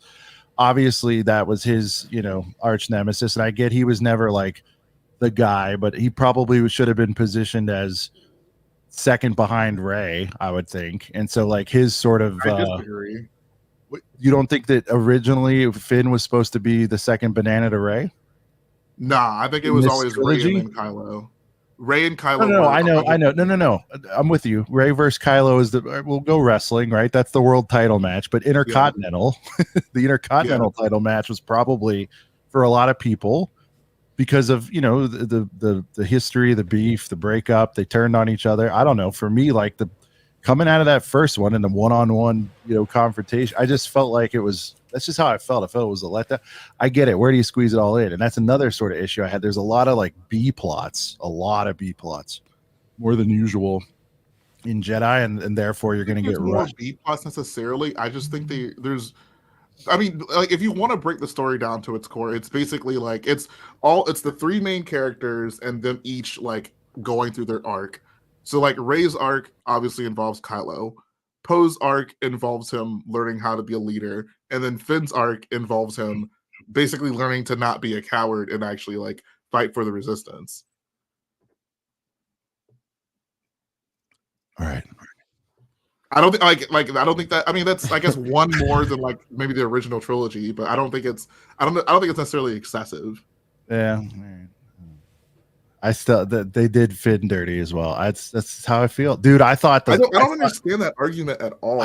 I'll explain it to you because the premise of a Stormy turning good and then maybe deep down having some force powers, which they still never really fleshed out because I don't know why. Were they afraid it was? Ray, I never told you. Wait. Yeah, Okay, I mean, like you'll never know. Like, I mean, to me, leaving that first one again, it's like that's how I felt. I was like, dude, that was such a cool, with the visual, with the blood smear, and he comes out and like I just thought it was like what a cool just off the rip. I'm like, I'm in. Dude, they humanized him, and I like this guy.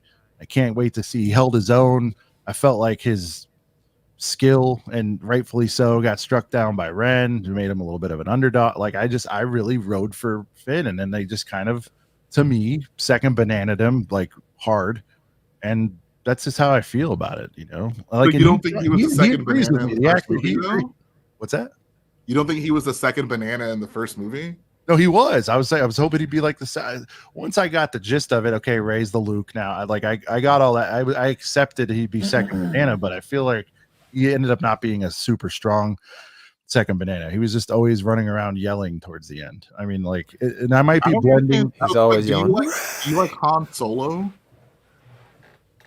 Is Han Solo a good second banana? Like, what does he do? He's probably the best second banana. What are you talking about? Like of all time. Like in episode 5, like what does he do? He gets his ship fixed. Like I think Finn has far more to do with the plot of 8. Dude, he was in the Carbonite. I love you. Come on, man. What did? No, but Han those are just do? moments. That's not. But like what? Like those are just moments. Like that's not. Wait, him hold on. actively like pushing. Are you plot. comparing Han was with Daniel Han was Solo? the Han is reason. literally just trying to get his ship fixed in episode 5. Are you comparing Han Solo to Finn? Absolutely. Because Oh, I think dear Lord. people like Finn Han- has like a fully fleshed out. Han Solo has no arc in episode 5. Finn actually has an arc in episode 8. All right, Like here we by go. the end of episode, the Han Solo at the end of episode 4, the one that's like, okay, like I'm willing to fight for the rebellion, is the exact same Han Solo at the end of episode 5. Whereas with Finn, he actually like goes through things and learns things, and by the end of episode 8, he's He didn't like, learn oh, anything. like, He didn't no, even let's learn how go to fight. say. He couldn't And he even was a say total what he coward wanted at the to say to beginning of the movie. Ray, whatever that is. What? I said he didn't even say what he wanted to say to Ray. He couldn't even like learn things. I mean, that's a different movie. But even That's so, a like, J.J. what does Han Abrams Solo do in thing, episode kinda. 6? What does Han Solo do? He breaks into the bunker. Okay, Finn breaks into the First Order ship. He leads the entire rebellion, and he's the reason that the satellite goes up so they can actually take down the ships. People act like Finn wasn't in the movie. Finn had plenty to do in episode 9. I don't even like episode 9, but like to act like Han Solo is this like well fleshed out character while Finn does nothing is insane to me. I'd say Finn has an arc in 7 and he has an arc in 8, and then in 9 he's just like kind of helping get the job done. I'd say Han Solo kind of has an arc in episode 4, and then in 5 and 6, 5 he's just flying his ship, and I guess there's a little bit of romance. But in 6 he's not doing anything like groundbreaking. He's just another one of the rebels. I just feel like Han Solo is way more fleshed out for good, bad, or indifferent. Absolutely. Okay, well, that's no way. In the sequel trilogy, you learn where Finn is from, like the fact that like you learn his background. You know nothing about Han Solo's background in the original trilogy. You do. They tell you where he's from. Corellia. He's from No, Corellia. they don't even, bro. That was a total retcon. He says that the Millennium Falcon is a Corellian ship, but at no point in the original trilogy is like, oh, I was raised on Corellia. They don't ever say. I don't honestly can't remember. That's a total. I guess at some point along the line they were like, oh, okay. How about this? He pulled Leia. That's pretty cool. There was absolutely no. Okay. Well, hold on. Like, You're saying this isn't a component. You're saying this isn't a component of a good movie. That there was absolutely no whatsoever romance. Like, in terms of like the fleshing, like Finn had just as much romance with like the characters in his movies as like Han did. What are you talking about? Finn, Han was more successful, but like Finn was like you're acting like Finn. Which makes Finn's like emotions and feelings weren't made very apparent. Makes Han cooler and a better character. He pulled Leia, dude. Oh my god. Okay, dude. Finn's like, yeah. Well, he turned Rose way. Your argument is changing every time. First, it's Finn doesn't do anything. Dude, Finn's not a fleshed out character. I wanted it though. Han pulled Leia, so he's cooler. But what you're not understanding is I wanted these things and we didn't get them. I told you I'm riding for it. I wanted them to have these things. I felt like they put them in the background, and he said it as much himself. Everybody said John Boyega. I just disagree. Boyega, like.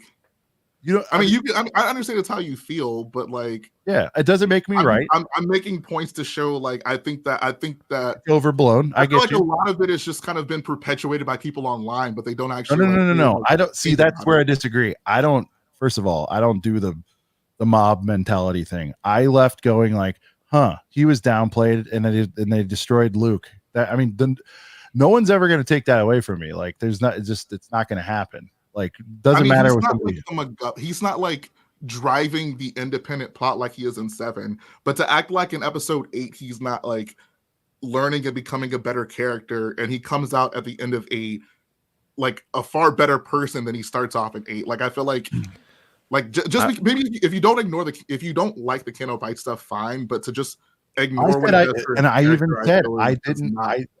said earlier I didn't mind. I said I didn't hate that as much as everybody else. I wish Rose wouldn't have like saved him. I think if Finn would have like sacrificed himself, that would have been like a dope way for his arc to like end. For sure. Yeah, this isn't how you win. We win saving what we love. You agree in 9? Like, he's kind of, I don't know, dude. I I think Finn has as much to do with 9 as Han Solo has to do with Episode 6, and that's why. Like, I mean, I think, yeah, it'd be cool if he had, like, here's, like, yes, it'd be great if he had more to do, but I feel like to look at Finn and 9 and be like, oh, they, like, just totally threw him aside, but to be like, oh, Han Solo, Episode 6, like, man, what a memorable guy. Like, that's, I think that's first of all, who was supposed to be the Han? No, let's go. Sorry, let's back this up. I always felt like Poe was supposed to be the Han. Poe is right? definitely the Han. I mean, in terms of, like, and they didn't do that right either. Type, Poe is the Han, but in terms why of couldn't like, they give Han why didn't they have Han make out with Holdo or something? Do you know what I'm saying? There was no romance in this. That is a very human element that was missing from this whole trilogy. I think they like, did you not watch the movies? Oh, what? Yeah, Rey and Kylo kiss at the end. Rey and Kylo definitely exactly, like, which was fan service. with each other in 8, and then Finn's definitely pursuing Rey in 7. They wanted that. There should have been a more intense love triangle between like Poe, Rey, and Finn. Considering the fact that everyone hated the last time Star Wars did romance, I don't blame them for not going all in on it. Nobody hated it. I didn't hate it.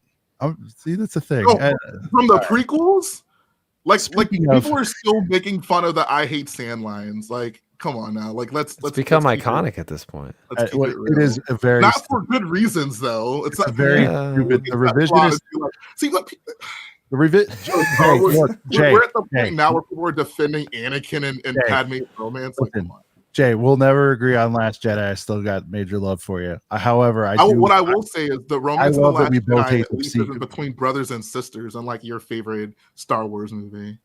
But I will say the prequels were in big alignment on a lot of this stuff. And by the way, do you agree with this narrative? Because I had CPA on and he said I was absolutely wrong. Like, shout out to CPA out there, wherever you are. And I said, I think, and it's not some original for me, it was original take because I thought of it in my own head. It's not like I was coerced to do it, but I'm like, man, this Clone Wars animated series really, really rehabbed the prequel films. And I stand by that. I think without that or nostalgia glasses, I think they would be still shat on pretty hard. What do you think about that? Do you think the Clone Wars helped in prop up the prequel? For some people, yes, but I mean, you're still wrong. He says, there he is. Salute. I think for some people, like, it enhances like obviously the lore, but I don't know. Like, for me, it felt like two different things. Like, Clone Wars Anakin does not feel like live action Anakin to me, and the way the show is structured, I think, does a lot of things. Like, I think if George could go back in time, he might incorporate more elements that Clone Wars did, like the fact that clones actually have personalities in the show and they're like nothing characters. Agreed. And Anakin is more heroic as opposed to whiny and kind of evil. But I don't know. I think Rey and Kylo. All right. Prequels are just like movies from their childhood that they really want to like enjoy. So let me ask you my next guest favorite question. Brent, you know where I'm headed here. I predicted that the sequels will receive a similar nostalgic love, whatever it is, 15, whenever these people hit 15, 20 years old, that were whatever age they saw it at first. Do you agree with that? Do you think there's going to be a big revival of sequel love? Like, for example, my daughter, favorite character is Rey. She's 5 years old, but her favorite character is Rey. And I can see that being, for a lot of people of whatever age. What do you want to call it? What's that tender age? 5 to 10 when they first saw these things? Like, you don't see them when they get that disposable income. You don't think the black box sets are coming for them soon? Oh God, bro! 15 years. I hope that'll be a weird time.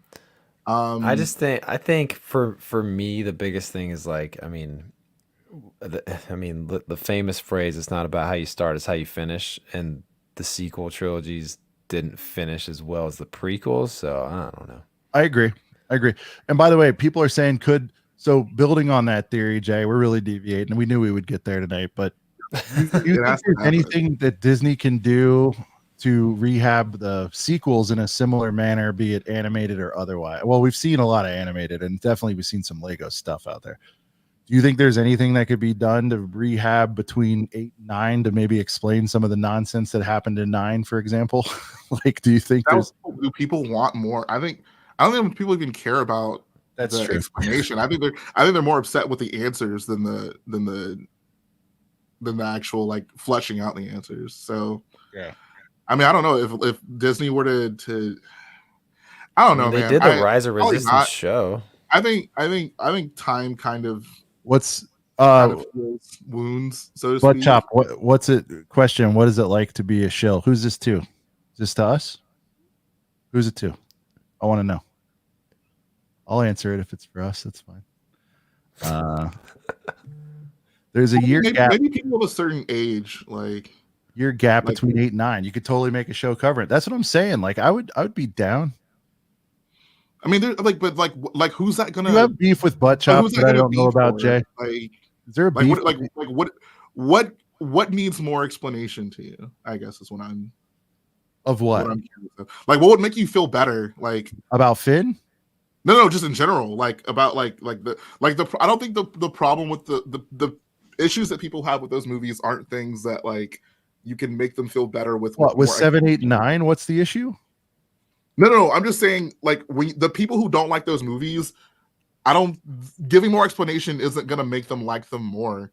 Like, I think that absolutely happened in the prequels, 1,000,000%. To me, again, in my head, in my mind, it really did. Because, guys, I was probably your guys' ages when they were wrapping up the prequel trilogy, and I'm telling you, it wasn't mob mentality. It was like I lived it. I was day one on all of it. I didn't have the internet wasn't as hop. I mean, it was out, but it wasn't like it is now, where it's like 90,000 people shouting. There was no Twitter. We all left saying, "God, that whole thing sucked." We kind of like, obviously, at the time, we thought Revenge of the Sith was the best of the 3 at the time, but it was like overall we didn't like it. And then what happened? And then they put out a animated series. I definitely wasn't in the mood for that at the time. And then, to your point, I think they did do some great work there. They gave characters and personality and all that stuff to some of these clones, and sort of in a way rehabbed it. And even watching, it's funny because even I'm on somewhere in season 4, almost to 5 now in Clone Wars. It's funny because I based on what everybody's saying, I thought the whole show was going to be about, Rex and Cody and these guys all the time. And maybe that's still to come. I don't know. But it's still very much like their sidebar, but there's more of them, more presence of them in that series. Now, granted, you have a much bigger palette to work with 15, 20, whatever the episodes are a season, but it's still very much an Anakin Obi show. I know there's little side arcs and whatever, but it still feels like it's and Ahsoka too, obviously. But anyway, I felt like they really pumped some good juju into that whole era. Maybe it's the era that they pumped juju, and I'm actually surprised you're so high on Clone Wars. I don't know. I think there's a reason like people even to this day are still clamoring for like. I don't know that I'm high on it, Jay. You know what it was, Jay? I don't know that I'm high on it. It's just doing this stuff now. I definitely had a deficiency in that area, and I love Star Wars, just about anything Star Wars. So I wanted to sort of do it to educate myself. I don't know that I actually like love it. I'm once I got past, I think it was the second Battle of Geonosis episode, I finally was like, I really liked that, and give me more of that kind of thing. There was some stuff that I liked in it, but I wouldn't say like I'm a writer for it, but I definitely can understand it a little bit better now, why people do ride for it, if that makes sense. But it doesn't mean it's like premium entertainment to me. I still 1,000,000% will die on the blade of OT ruling all. And I'm glad we can agree on that. All right. So let's talk about this friggin' defensive crate set for a second. We've had pulled up for 9,000 years. I bought like good job, good stuff, Jay. I was wondering when we were gonna nitpick into something here. Is this the same Poe but with a headset? Is this what you were talking about earlier? Yeah. Okay. And who's this gentleman over here? That is Admiral Emmett. Okay, so he's probably worth a little stuff. Anyways, thoughts on this set? Brent, you know how I feel. I don't like all the side build stuff. I guess it's cool, whatever. When there's a ship in there, my eyes go to the ship. I think it's a pretty good representation of the ship in the scene. Oh, the ship is like perfect. Like, yeah, I love it. Brent, I like where the you side. at? I think the side bills are cool. I think like for Yeah. play, having a little bunker to put the figures in as well as a trench. Like, I think I would. I think it's a nice thing that they added into the set. Brent, where you Yeah, at I on this mean, thing? If Finn died, would you have bought this set? Like, what did you need for? yeah. If Finn actually got to sacrifice himself, I would bought it. I would have bought this. So Not because he did it for love, he can't. Is that? no, because Rose came through and was like, "This isn't how we win. We don't win by fighting what we hate. We win by saving what we love." See, like to me, that is just as cheesy, if not cheesier, than I Hate Sand. For me personally. Yeah, that's fine. Anyway, Because set it's like, wise, man, like, the whole thing is like it's Star Wars. Like, don't come through and be like, no, war is not I what we mean, want to do. and by the I way, don't know. Jay, we could go with the age old. Like, look, none of the dialogue and most of the stuff is like Shakespearean and any of it, but whatever. So Admiral Emmett, he's probably the most valuable one, right? $17. Yeah, so he's going to be obviously he's unique to this set. Really cool fig. I like it a lot. Is he the guy that licks the salt? It's not. I think it's a troop that licks the salt, right? Yeah, he's the guy who Right here, like salt licker. they show him like standing up outside the trench like before they fight. Oh, he's got like the binoculars out and he's checking it out. Exactly. Yeah. All right, guys. Let's come up with now. You got a lot of choices here. What is his official Star Wars name? This guy here. What are we Salt calling it? licker? All right. No. It's got to come from the list. Pouch stubble. We got. Oh. It's got to go together. Jacket ammo. He could be tin hoodie. Like hoodie jacket. Dude, tin hoodie jacket's is kind pretty of cool. That could work if you change the spelling up a little bit. He could be like hoodie jacket or something like. Hoodie jacket. I like pouch stubble. I think I'm going to call him pouch stubble. Pouch stubble. Just straight up. Hoodie jackets. Yeah, they're pretty much tied there. I like that. All right. Pouch stubble's pretty good. And then you got just to rub salt in the wounds, pardon the pun. We've got a first order snow trooper with a comma. Shout out to comma gang out here. Hey. Oh, that's funny. And then this Poe, yeah, I think the variant is. Oh, is that on the hairpiece? This Beats by Dre. Wow, it's Beats by Dre Poe. I kind of really want that I fig. kind of want this. Yeah, no, I want the this Beats set. by Dre Poe. There's a lot of these. Beats, you know Beats what? by Poe. I do want this set. I really do. Priority is not. They give me a priority. I'm going to put it to number 4. I don't really want it as a number 1 priority. Here we go. This one's been talked about in the chat all night long. I love this set. Jay, is this your favorite set, or do you have where's this in your rankings of top 3? Would you say for top 3? Like in regards to what? I'm sorry, you said you had. Let me. I said two. Two of the sets were in my top set. It was the Resistance Bomber and the Star Destroyer. Those were my top 10. Yeah. Got you. Is this anywhere near your top 5 for Last Jedi set? Not of all time, but Last Jedi sets, or no? Probably, yeah. Yeah, probably. I mean, Last Jedi has some really good sets, but this one is up there for sure. I love it. I've almost bought it like 32 times. I just didn't for whatever reason, even though, like I said, not a big fan, but I'm a sucker for final battle / throne room stuff. I'm trying to get all the sort of final battle sets I can get. I think the Praetorians are fire. So fire. They brought them back, obviously, for Mando. What else? What else is there to say about this? I mean, it speaks for itself. Inclusion. It does have cool. To me. I know you like the other Ray. I'm with you on that, Jay. 100%. I really like this colorway on this Ray as well. Brent, do you have this one? I forget. I don't. Any I don't have you many Last Jedi sets. I have like BB-8, Kylo's TIE Fighter, and I'll make this one a 2. I need to get this soon. It's starting to get crazy. And again, somebody sell me this set for $80. Somebody do it. Brand new. It's not that anymore. I assure you. Not in the condition I would want. How about that? All right. Anyways, we're running a little long, so we're going to try to speed up this stuff. I know we said that, and then we had a big, long discussion about Last Jedi, but it was bound to happen. Here's the Porg. Again, I think it's fantastic. Like, I love this set. I want it. The play feature of like pushing the tail down to like the wings flap and the mouth open is cool. And it gets a plaque, like, yeah. Yep. I think this one's great. there's no real cool backstories, we don't have to spend a lot of time on it. But I just think it's a really great set, and I want it still. Brent, didn't we almost get one, but it was missing the plaque, right?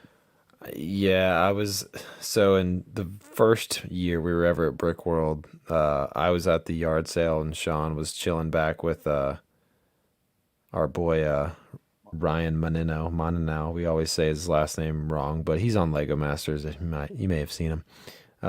He just got eliminated last week. Shout out to Ryan. Great run. Great run. RIP. But no, I called Sean. I'm like, hey, someone has a porg. Maybe it was JB. Someone, I don't know, someone there had a porg, and I was like calling Sean. I was like, hey, they got a porg. I'm holding it in my hands, and it's like this price, da da da. But it's like doesn't have the plaque, whatever. And like, So I start looking up the plaque, and I'm like, you had the plaque. Sean was like, maybe, and then I go back to the guy, and I'm like, because Sean, I think, made a decision. He's like, yeah, pick it up for me, and I go back to the guy, and he's like, someone already bought it. But I want the plaque. Maybe it was a sign you wanted a factory fresh one. So I'm a completionist, Jay. I don't feel like hunting it down on Brick Linklater and figuring out the plaque situation. You know, I just was like, Understandable. I paused on it. Whatever. It wasn't like it was the most outstanding deal. I think it was like a fair deal. So I don't feel like it was. What I don't like about this set is they didn't include the third Praetorian Guard variant. That was annoying. Yeah. But you did get another Stormy, so like for a little army builder of Praetorians, but it's like, how many of these do you need, right? How many were in the scene again? Was it like 9? I Total. What was it? 8 total. Gotcha. All right. So get 3 of these, you could knock that out. And then of course you get you get another, to me, exquisite first order Stormy. I think this is a good little Stormy was cool. Yeah. Great battle pack. And I believe, oh wow. All right. Well, we reached the finish line of what's being look at that. Officially labeled episode 8. So what was the release date of the last set? I'm curious. Okay. Yes, sir. Jan 1, 2019. Bruh. Dang. Almost 4 years. Seems like a long, yeah. It feels about right for that one. This was just before. Now this was definitely on shelves when I got into it. I got into it around holiday of 19. So a lot of people like to lump us in with the COVID gang, and there's nothing wrong with that. But I, in fact, was in just before.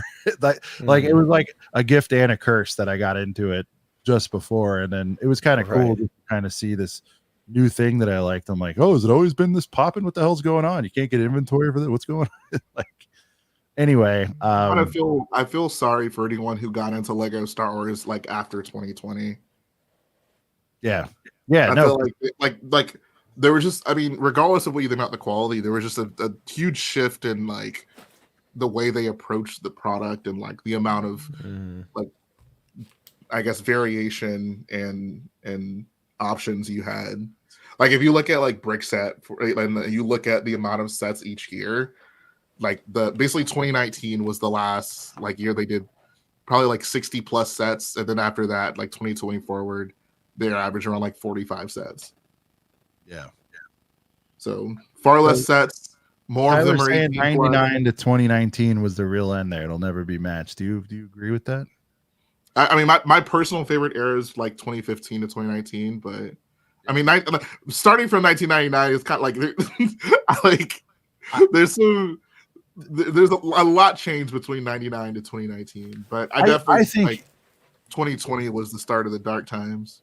I think if there was I'd like to see what they do when another feature film comes out. You know what I mean? I agree. That's like, what I'm waiting for. Because look at how hard they went, right? We've done Force Awakens, and congrats, boys. We've made it through Last Jedi, and I think I'd like to get maybe your final top threes on this of what we looked at tonight, but just looking at it, man, and it was all popping in the chat and with the Girth Gang tonight too. It was like, look, and we started the show about it without even looking at this, which is, man, they really got behind these things. Solo, for better or worse, there was a nice, well represented wave of sets. Same with Rogue One. Rogue One also had the benefit of just their ancillary sets that came along with it that were even it's just more original trilogy stuff. Fine, but some of it was some really great originally trilogy stuff, in my opinion. But either way, it served like a dual function. It was like not only like it's the like movie, yeah. Exactly. Yeah. Push the movie, take care of the OT, take care of the old heads. Yeah, I get it. And Yeah. so they're kind of doing that now, but the difference is, I think what we're seeing is there's been four, how many of live action series now are there? What do we got? Mando, Andor, Obi, Boba Fett, Ahsoka, so 5. And so I think what we're seeing is sort of a splintered fraction. I think they went harder in the paint for Ahsoka than any of these besides Mando. Geez, I'm sorry. Mando. He's definitely kind of been like the front runner, but even that, like, the movie waves are just on another level. Yeah, I agree. And so I think the first chance we're gonna, if it's a spinoff or whatever it is true, that's gonna be the first time that do we maybe get a taste of them going super ham and doing 10 or whatever dedicated sets to a feature film. Jay, is that when we're gonna see it? I hope. We don't know for a fact because there's 3 movies kind of on the horizon. If I had to guess, I think we're gonna get the like Dave Filoni Mandoverse movie to start off. Yep, because that one kind of has the most relevance to now, and kind of, like, all the shows are kind of leading into it. So I don't know how much more Mando they plan to do, but I wouldn't be surprised if that's kind of the first one they do, just to tie up all the current shows they're doing. everybody's. But in regards to just the film waves, I miss all of it. Like, I miss the excitement. Like nothing from the TV show era has lived up to the excitement of the sets coming out for movies like Force Friday. Agreed. Like, all that stuff was just so hype. And then also one thing I wanted to like take note of was like Lego was just so good about like really filling in all the gaps when it came to the movies right out the gate. Like, if you look at like the amount of troops that show up, the troop variants that show up in like the Force Awakens, for example, like Lego nailed like almost every single one in the first wave right out the gate. So like, if you really wanted a full-fledged view of like all the new stuff from the new movies, like they were super generous about like, oh, throw that fig in there, throw that fig in there. Like, the minifigure proliferation was just off the charts. And you have like, the shows nowadays, like Andor got 1 set, and like there's so there's so many main characters from that show that still haven't been made. So like Lego, I don't know, like Lego really put their best foot forward when it comes to the movies, and I don't think you see that kind of effort when it comes to the shows. Like, we do get good sets with the shows. Like, I was gonna say, think so Ahsoka, Jay, but sorry, but you said, and I agreed with you too. I feel like if they ever did get close, you'd agree Ahsoka's the one, though, right? Would you say, like, yeah, as far as fleshing it out? like right out the gate, like when Mando first came out, we got 1 set. Right. So I mean, part of that might have been like kind of like subduing Grogu, because I know that was kind of like a big thing they wanted to hide. But I still feel like even like once that next wave, like we got the Razor Crest right after that, it still took a while, and I feel like even now we're still kind of catching up on Mando sets. Like, I think it caught a lot of people off guard when like the rumors came out for 2024, and there's like these Mando season 3 sets of people. Like, we feel so far removed from that. Like, it feels so odd to get those sets next year. Whereas the movie stuff always came out before the films came out, so they were always relevant. So it just all together, I don't know, like it was just different. It's different times, which feels so weird to say. It wasn't that long ago, but yep. I'm like, with it's you. just gone through like a shift totally since the Disney movies. Like, the extent to which they cater to AFOLs, the lack of play sets, the more 18 plus stuff we get. Yeah. Like, we get fewer fewer sets in general, and more of those sets are dedicated to 18 plus stuff without minifigures. So in general, there's just less variety to go around. So I got you, but yeah, I love that Clever Pig. One of the comments in that, he really likes the Ahsoka approach. Fewer sets, but focused heaters through and through. I mean, really hard to pick out a dog out of the Ahsoka sets. I mean, they all have their. I mean, obviously pros and cons across the board too, but more pro than con, I think, on all of them. What do we have? We have Ghost. We have the 2-pack. T6 maybe was a little disappointing for people, but again, I still love that they did it. I love that it's unique colorway. The figs for the most part are heaters and all of them. I think that was a good job. Like, you could argue, Jay, that the full treatment, as it were, with some of these, they're going through tonight, there was some sort of filler sets that we could have maybe done without, maybe 2 or 3 of them. We could pick out the few dogs there, but I think the point is, like, Ahsoka having 3 Is it 3? I'm trying to figure out. Yeah, What am I it's missing? the T6, the double pack, and the Ghost. Okay, yeah, that's right. Because Coruscant's not that. Okay, yeah. So it's that came out at the same time. That's what was throwing me off. So, anyways, those 3 sets. So, but it's like, okay, but out of the now, I challenge you, Clever Pig, out of this list tonight, like what 3 would you have picked, or would you like to have the luxury of maybe 10 good ones? I understand wanting to shave maybe 5 off, and I'm just making up numbers here, but I do like it's like, what would we have to cut, like an octo to get to that? You know what I mean? Like there are some little sleepers in there that you'd have to cut to achieve just having sort of the 3 focused heater sets out of a given film or series. So, but I still think it's a really good comment, and I agree. And I feel like Ahsoka, they did it right. I don't know why they did. Maybe they got more info, Jay, in advance with this because the timing was real very good. Weird discrepancy, like. But the Andor timing was gets real one good set. on this. You know what I mean? Like as opposed to what you're saying with Mando, it's like if this was Mando, we'd get the Ghost 2 years from now, which would still Yeah. be a heater and people would want it. But yeah. Anyway, I think what also kind of like, I don't know. I guess to me, like I see a lot of these TV shows that's kind of come and go, and I don't feel like they have like the staying power of a lot of the movie sets. It's like when you sit down and you watch the Star Wars movie, like, I mean, for better or worse, even if you don't like the movie, those moments really like stay with you and resonate with you. But when you sit down and you binge, like, a 12 episode show, like each individual moment, I feel kind of holds less weight. So when they do the sets, when so many of the sets are based on the shows, I feel like you get so many things that just kind of come and go, and like you don't even really remember, oh, that set it even exists.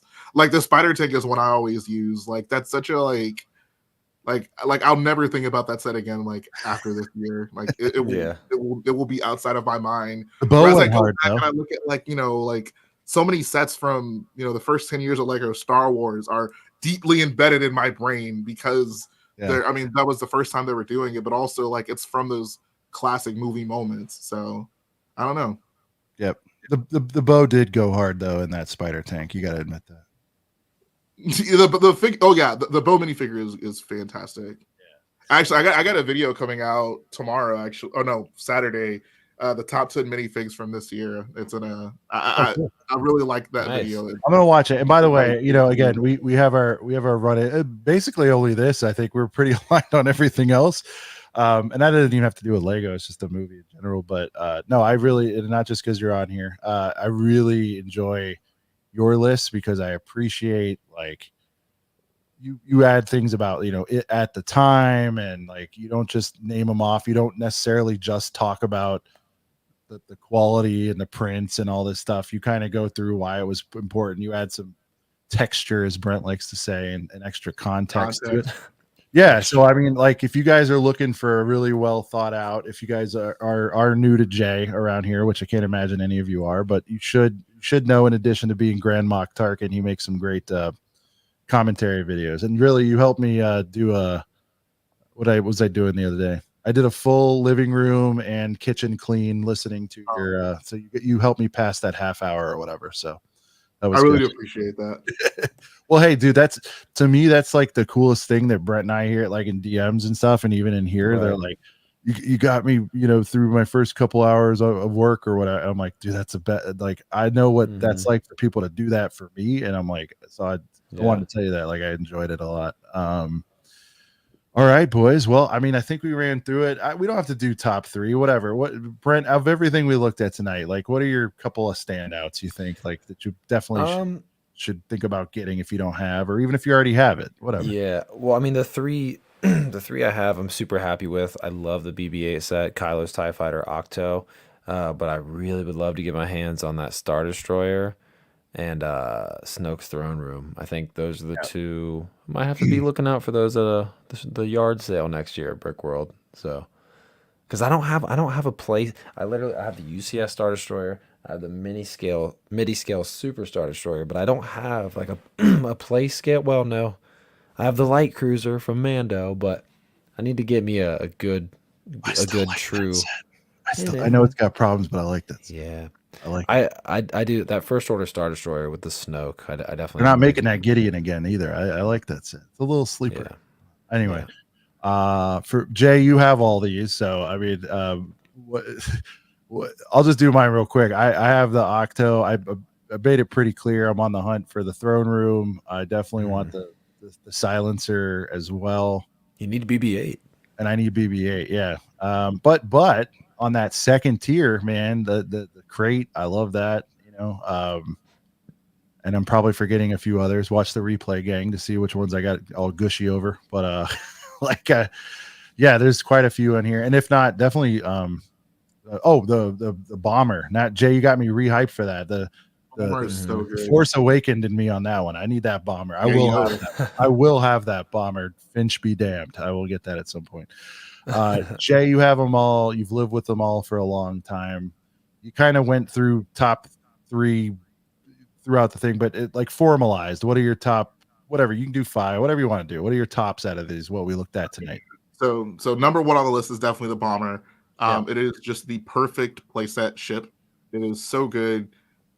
Play features out the wazoo, swooshable interior, everything you could want, loaded up with tons of minifigures, like goated set. My next one was the Star Destroyer. I think it has the best interior of any Lego Star Wars set ever. Like, if you have not seen the interior of that set, look at it. Like, the way the color scheme works, all the various rooms you have, the fact that everything is actually like traversable. There's like stairs and like walkways to access it. Like, you could really like live out a full, it's like a mobile base almost. It's pretty crazy. And then you close it up and it's a freaking Star Destroyer. It looks awesome. So that one's up there as well. TIE Silencer, also, fantastic ship. Swooshable, comes with some good minifigures, including my favorite minifigure of all time, the First Order TIE Pilot Special Forces variant. And I think one that I hadn't really thought about until this stream, definitely gotta highlight that Octo training set, like Luke's little hut, exclusive Luke and Rey figure, cheap Porg, like awesome set. And then also, I got a third one. I guess the third one will be my last one. Very memorable scene, first time we ever got Praetorian Guards.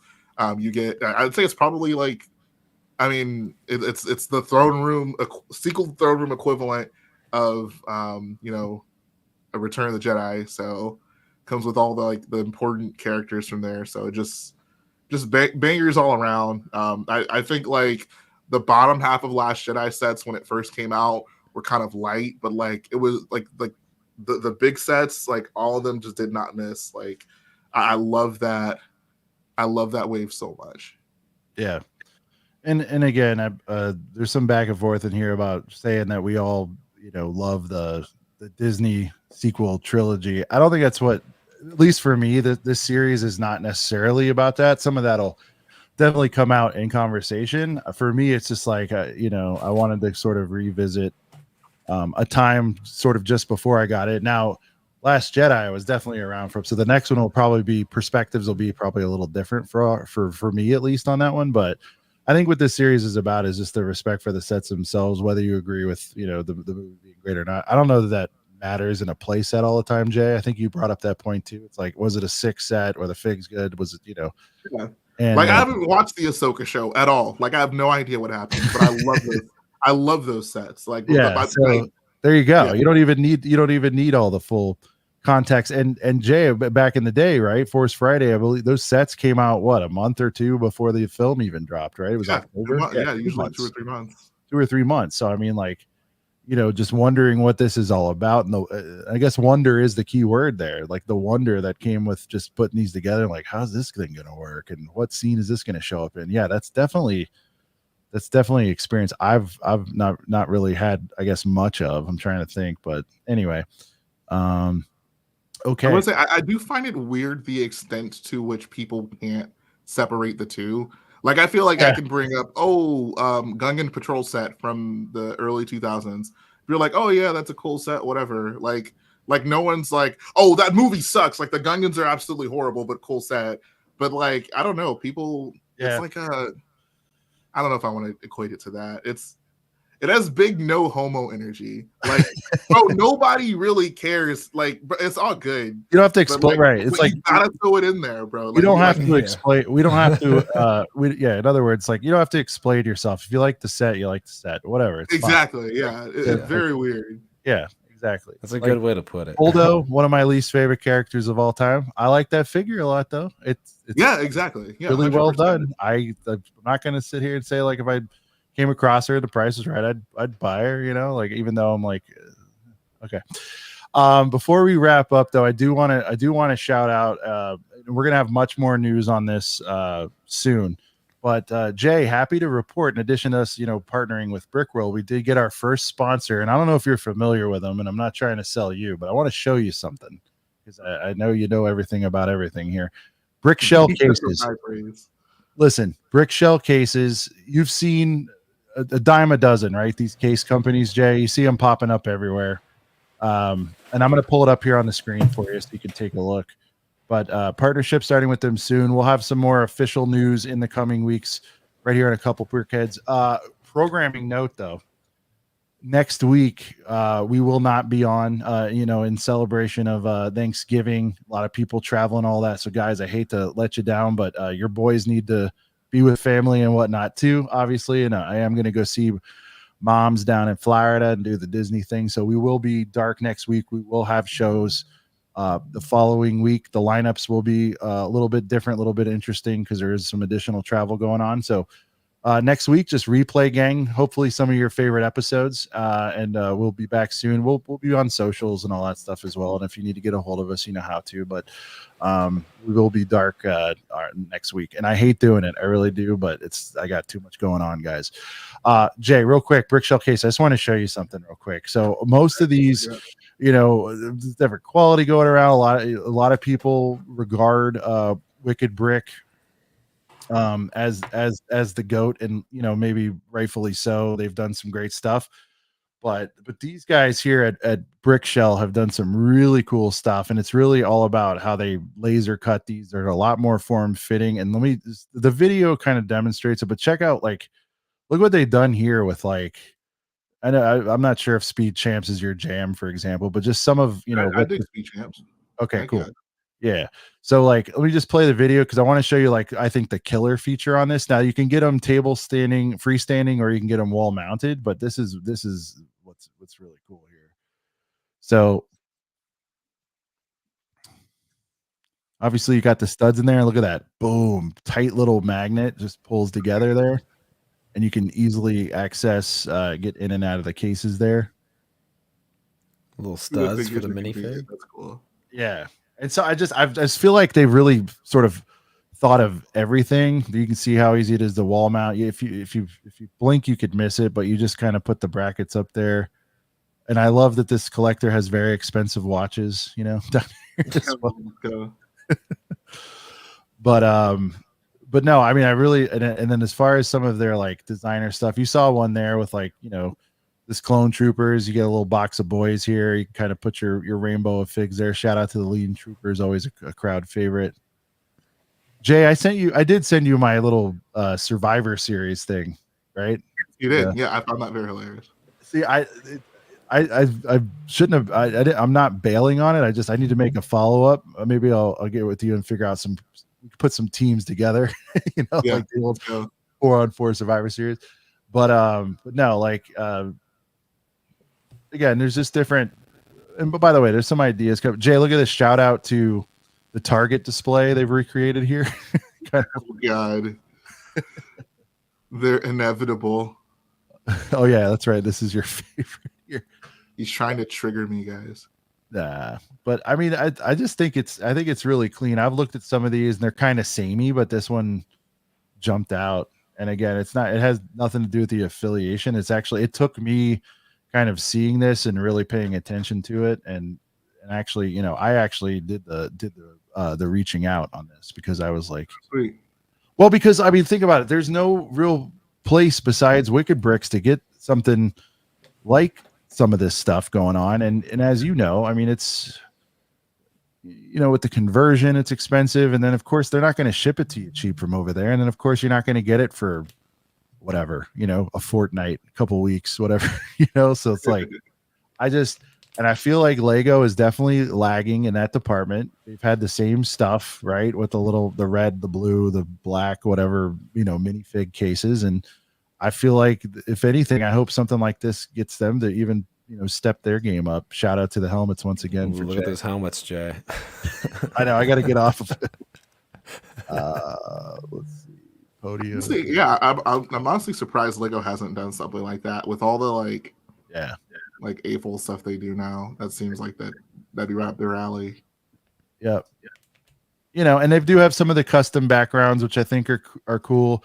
But then obviously, if you're looking for sort of the the classy, obviously black background, can't go wrong. Really helps pop all your figs. I don't know. I dig it. I've been talking to them. They're gonna have much more stuff to come. This is sort of only the beginning, but I like what they're doing over here, and I'm interested to see how it grows. So I just wanted to show you that. Thanks for that, man. That's awesome. Yeah, no, but I mean, I really like it, and I think it's exciting. And plus, again, I'm still, as we talked about, we were coming on the air behind the scenes. I'm still very much still unpacking in the new house, so I'm like, man, now I can finally. Right now, they're all very meticulously packed in little, dime bag.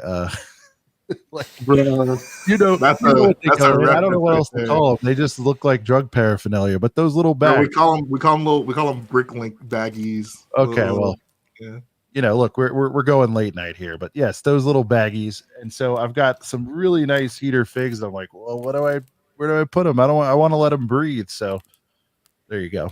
We'll put those in some displays, and it'll be fun to kind of piece it all together. So I'm pretty stoked on it. It was a really cool week for us, Brent. We had a good week this week. You know what I mean? Yeah, man. It's capped off by the ledge. I guess before, so they were asking for this earlier, and that I figured why not upset everyone before I leave. They're asking for my ranking of all the Star Wars movies. Are we ready for this one? Quick. Oh Christ! Am I allowed to? All right. We're gonna not let it. Okay, here's what we're gonna do to keep it civil. Jay's gonna give his rankings. You guys can duke it out in the chat, but for reals, I do have to head to bed because we are getting on the road tomorrow. I could talk to Jay all night, talk to you guys all night. Right. Same. So Jay, you'll give your list. We'll allow a little bit of back and forth, and then we'll do weekly picks, and then we'll head out. Sound good? Yeah, sound good. All right, Jay, run them down. Now, are you start from best to worst? What are you categorizing as a film? Are you going to include Clone Wars like animated film? Because it was theatrical. I mean, if you want me to, I can. Just 1 through. I was going to do the live action movies. You're going to go 1 through 9, or are we going to sprinkle Rogue and Solo in there? We'll do the spinoffs as well. Okay, all right, let's hit it. All right, so number 1 is episode 4. Okay. Number 2. Oh wow. Number 2 is episode 8. Number 3 is episode 5. I'm gonna start. Okay, I'm getting confused. Going 1 is 8. Okay, so 4, then 8, then 5, then 7, then 6, then Solo, Rogue One, 9, and the prequels are just kind of all on one level at the bottom. Okay. Damn. Now the standout. This is where you differ from people in 2 ways, and I respect your list, by the way. You differ in 2 ways. You said New Hope is the best. Yeah. Oh yeah. A lot of people don't agree with that. I ride for that. A lot of people go Empire. A lot of people go Empire. So Jedi has been on some number 1 lists when they didn't used to be. I'm not saying for me. I see. By the way, I think that's my favorite one, but I don't think it's the best one. By the way, if people are asking me, I'm still going to say Empire, and it's not even close. It's like, to me, factually the best movie of all. That being said, I also I really want to dig in on the fact you got Rogue One so low, because a lot of people, as you're aware, a lot of people have that as 1 or 2 or 3. Well, why is Rogue so low to you? I think Rogue One is I think it's just like it boils down to the characters. The characters, I don't think really resonate with me like they do in other Star Wars movies. And for me, Star Wars movies, like, characters are a big part of it.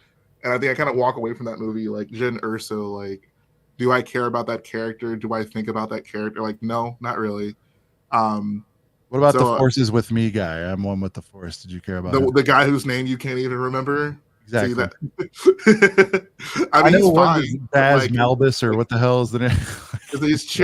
His name was yeah. Just I don't know, like you think about like Han Solo, like Luke Skywalker, like Jyn Erso, like just they don't have the moments. And even like I'm gonna get in trouble, but like Rey, like she has like moments and like endearing things that makes me be like, yeah, doesn't like, get you in trouble. It's how you feel, dude. Here's where this is what blows my mind. You just described how I feel about Rogue One to a T, and we're so far apart on Jedi, and it's funny. I love that between us. I do. Let's keep that energy. But I think for me, Rogue One, the number one thing I said, and I've also defended this because I think they did it on purpose, is because they all get it in the end, right? I think they purposely didn't develop. I hope they did. They severely underdeveloped these characters so that you always want to send the fans home happy, so to speak, right? In most of these films, except for when it's time to not, like in Empire or whatever. It was looking pretty grim. But in this one, they really did not do any character development, and people try to argue it with me, and I'm like, if you can describe 10, even in our Finn Han debate, we could rattle off 10 attributes about them that didn't have to do with their outfit. Do you know what I'm saying? Like there are characteristics where with these guys, it's like big machine gun guy. I'm the Jedi, the Force is with me guy. And dude, Andor. I mean, are you kidding me? He was like the most plain yogurt character like of all time. Exactly. And so is Jyn Erso. And it's like, absolutely, honestly, the star of the show, and we all know it, is Krennic. And I don't want to hear. What's that? I was in the K2SO. Yes, fire. Yeah. But Krennic and K2SO, I think. Oh yeah, Krennic as well. Yep. And dude, even what's his face? Great actor, the guy with the eye. God damn it. The eye? You know what? Brett, you know what I'm talking about. The guy that was in like the bunker. Bukalit. Oh God! Oh, even he sucked. I didn't care for Saw Gerrera. That's what I'm saying. He even sucked in that. So it's like, I thought you were saying he was one of the good characters. I'm like, no. I said even him. He sucked in that. So yeah, great actor, but yeah, like his character is so. It did feel. Hey, listen. And a lot of people say I felt the most Star Warsy of and some of the look and feel and vibe and the way it was shot. Like I can ride with that. Like it felt like it could fold in. Obviously, the ending scene was fantastic. I think everybody. Again, I don't want to put words in everybody's mouth. Nope, Jay doesn't like that at all. Okay. I love when he was like, "You came here to kill me." What? No. Clone Wars movie doesn't count. I love it. Thankfully, we have Andor. See, again, for some reason, somebody really wanted to retcon Andor, and Andor I'm mixed on. It's a little, it's not bad. It's definitely up there in the Disney stuff, but I think Andor did like nothing for casting his character. Like there's some good characters. I'm saying the show. I'm talking about the show. The show rescue. All right, let's see. Firebird. Let's see. This seems to be the typical. I'm not putting you in a box. That's like the Lego community list. Exactly. That's like the youngin. Yeah. Lego community response. Bro, putting episode 1 before the original trilogy. Here's a Mark. I'm not outing you, but here's a fellow old's opinion. Okay, Mark and I share the same. Wait, well, hold on. Before we get into Mark's, let's really break down. Is there anything that pops out of Firebirds to you though that doesn't scream on whatever box you're putting them in, Jay?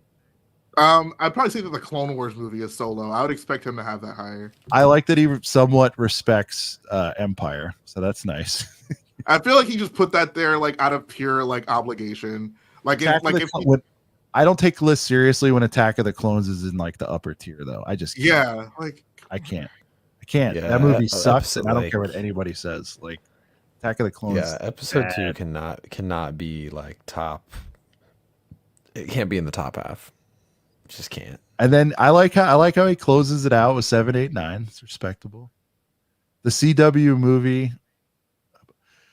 No, like I don't know if I've done mine in a while, guys. You guys that's asinine. I'm sorry. The Clone Wars movie is literally just 4 episodes strung together. Like, come on, we should just start honestly. And I'm sure this is already out there in the YouTubes, but dude, just a show of bringing on different guests, having them they're announced they're 9 or whatever, and just it's gonna happen. I've been saying it. Just roast each other every week. I'm gonna do it. This will never get old. I'm gonna do like a 6-hour stream right here on ACOB when Sean is not here for one of the weeks. It'll be a GWP is what we're gonna call it, and I'm gonna have it's our bonus episodes, GWPs. Okay, yeah. I like it. So duke it out on that. No, I respect you. Firebird, I love you, man. Whatever you guys think. Yes, old, yes, proud of it. All right, let me go back to this is Mark, the chief brick officer of Brick World. He leans in. He likes the dark stuff. All right, so see, I can kind of like thematically, I can get it. He's getting in with Empire, which everybody knows is the best movie. Rogue One, he likes it dark. He Rogue goes One in on over 8. episode 4 is also He rides with 8 with you, Jay. He likes it I appreciate that. as an OT head. That's surprising to see. He loves disrespecting Luke apparently, and that's something I learned about Mark today. Goes with New Hope, pays respects to how it all got started. I do think New Hope has been dissed a lot lately with this new clone love, and I think that's ridiculous. Revenge of the Sith, again, the best of the prequels. It's fine. Jedi is a great popcorn. What's that? I think episode 1's probably the best. So does see Brent used to be 1 over 3. Where are you at on that, Brent? No, three's high up for me. All right. But you said you used to ride for Phantom Menace. But I like Phantom a lot, but it's heavily nostalgia based. It's the first Star Wars movie I ever saw, ever, before even the OT, because I was like 6 and I just watched it. Oh, all right. He's retconning his list already. Thank you. He says the sequel trilogy should not be in the top. Prequel should not be in the top half. My bad. Okay, gotcha. Yeah. Little Freudian anyway, slip. you know what I am appreciating though? Solo's starting to crawl up rankings generally for people too. I think. You know, remember when it first came out? They're like, and then Solo, and it's like, and then Solo's starting to crawl a little bit, and that's what would be fun. We could chart like the sentiment chart, you know, like it's Solo. It's like a power ranking, like Solo for whatever reason has really moved up because now we're all starting to grasp. It's like, do we want some more Han? This is all we got.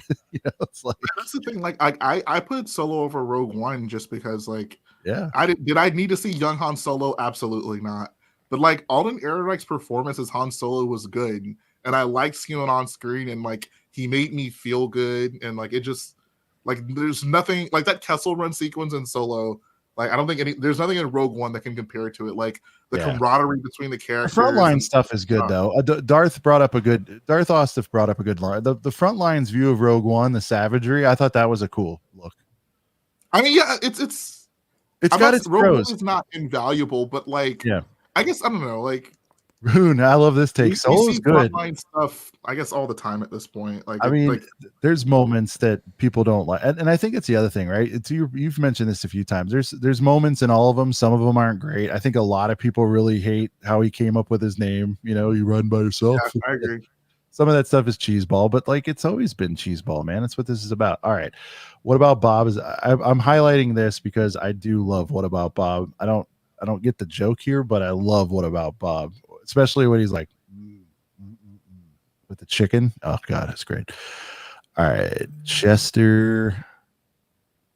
He just goes 3, 4, 5, 6. Okay, this looks like the machete order. It kind of does. Yeah, a lot of people say you can skip one entirely. I disagree with that, but machete order is goofy. If you guys don't know machete order, Google it. It says it's the supposedly factual way to watch the movies in order. I'm sorry, I can't trust anyone who puts 3 that high. Like 3 is my least favorite prequel movie. Oh my God, really? All right. Yeah. I got it pretty high. Like it's so just rushed, and it is a little rushed. Like Anakin's like the least likable in that movie, and that says a lot from 2. But like him going from like oh, like I love my friends, and oh, Obi-Wan, like, man, you're my dad, to like killing Mace Windu, and then like, oh, I'll be Darth Vader, just teach me how to save Padme. Oh wait, you don't actually know how to do it? Okay, well, whatever. I guess I'm just Darth Vader now.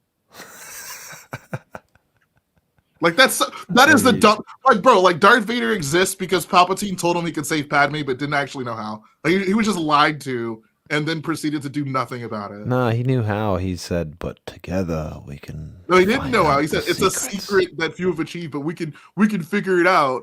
But then why was he not immediately like, bro, okay, like my wife's pretty pregnant, like let's go ahead and do this. Yeah, we don't have much time.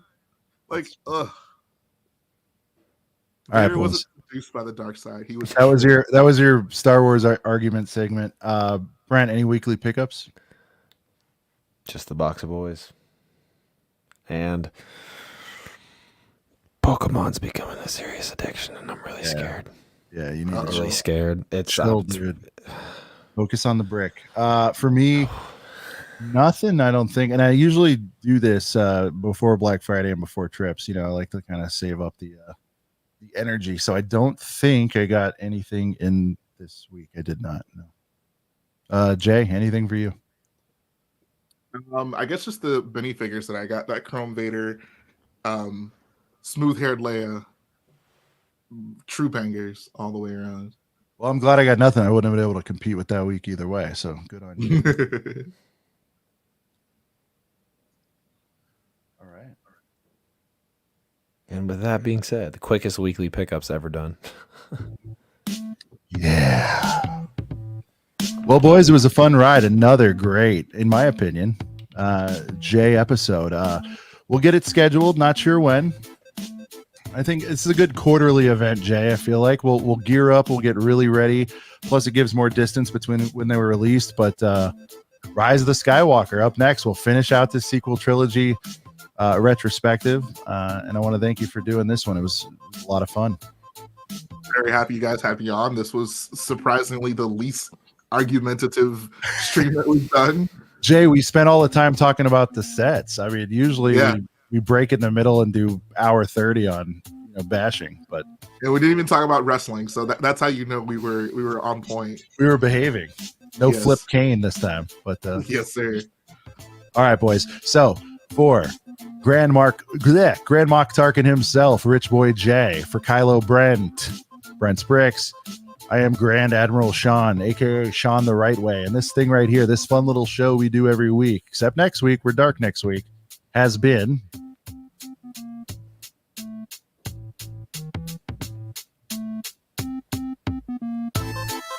a couple of brickheads. We'll see you here next week. No, we won't. We'll see you in a few weeks. And have a happy Turkey Day, guys. Go get some Lego deals. Follow all the channels that are going to get you the deals, and I hope you do well out there. Peace.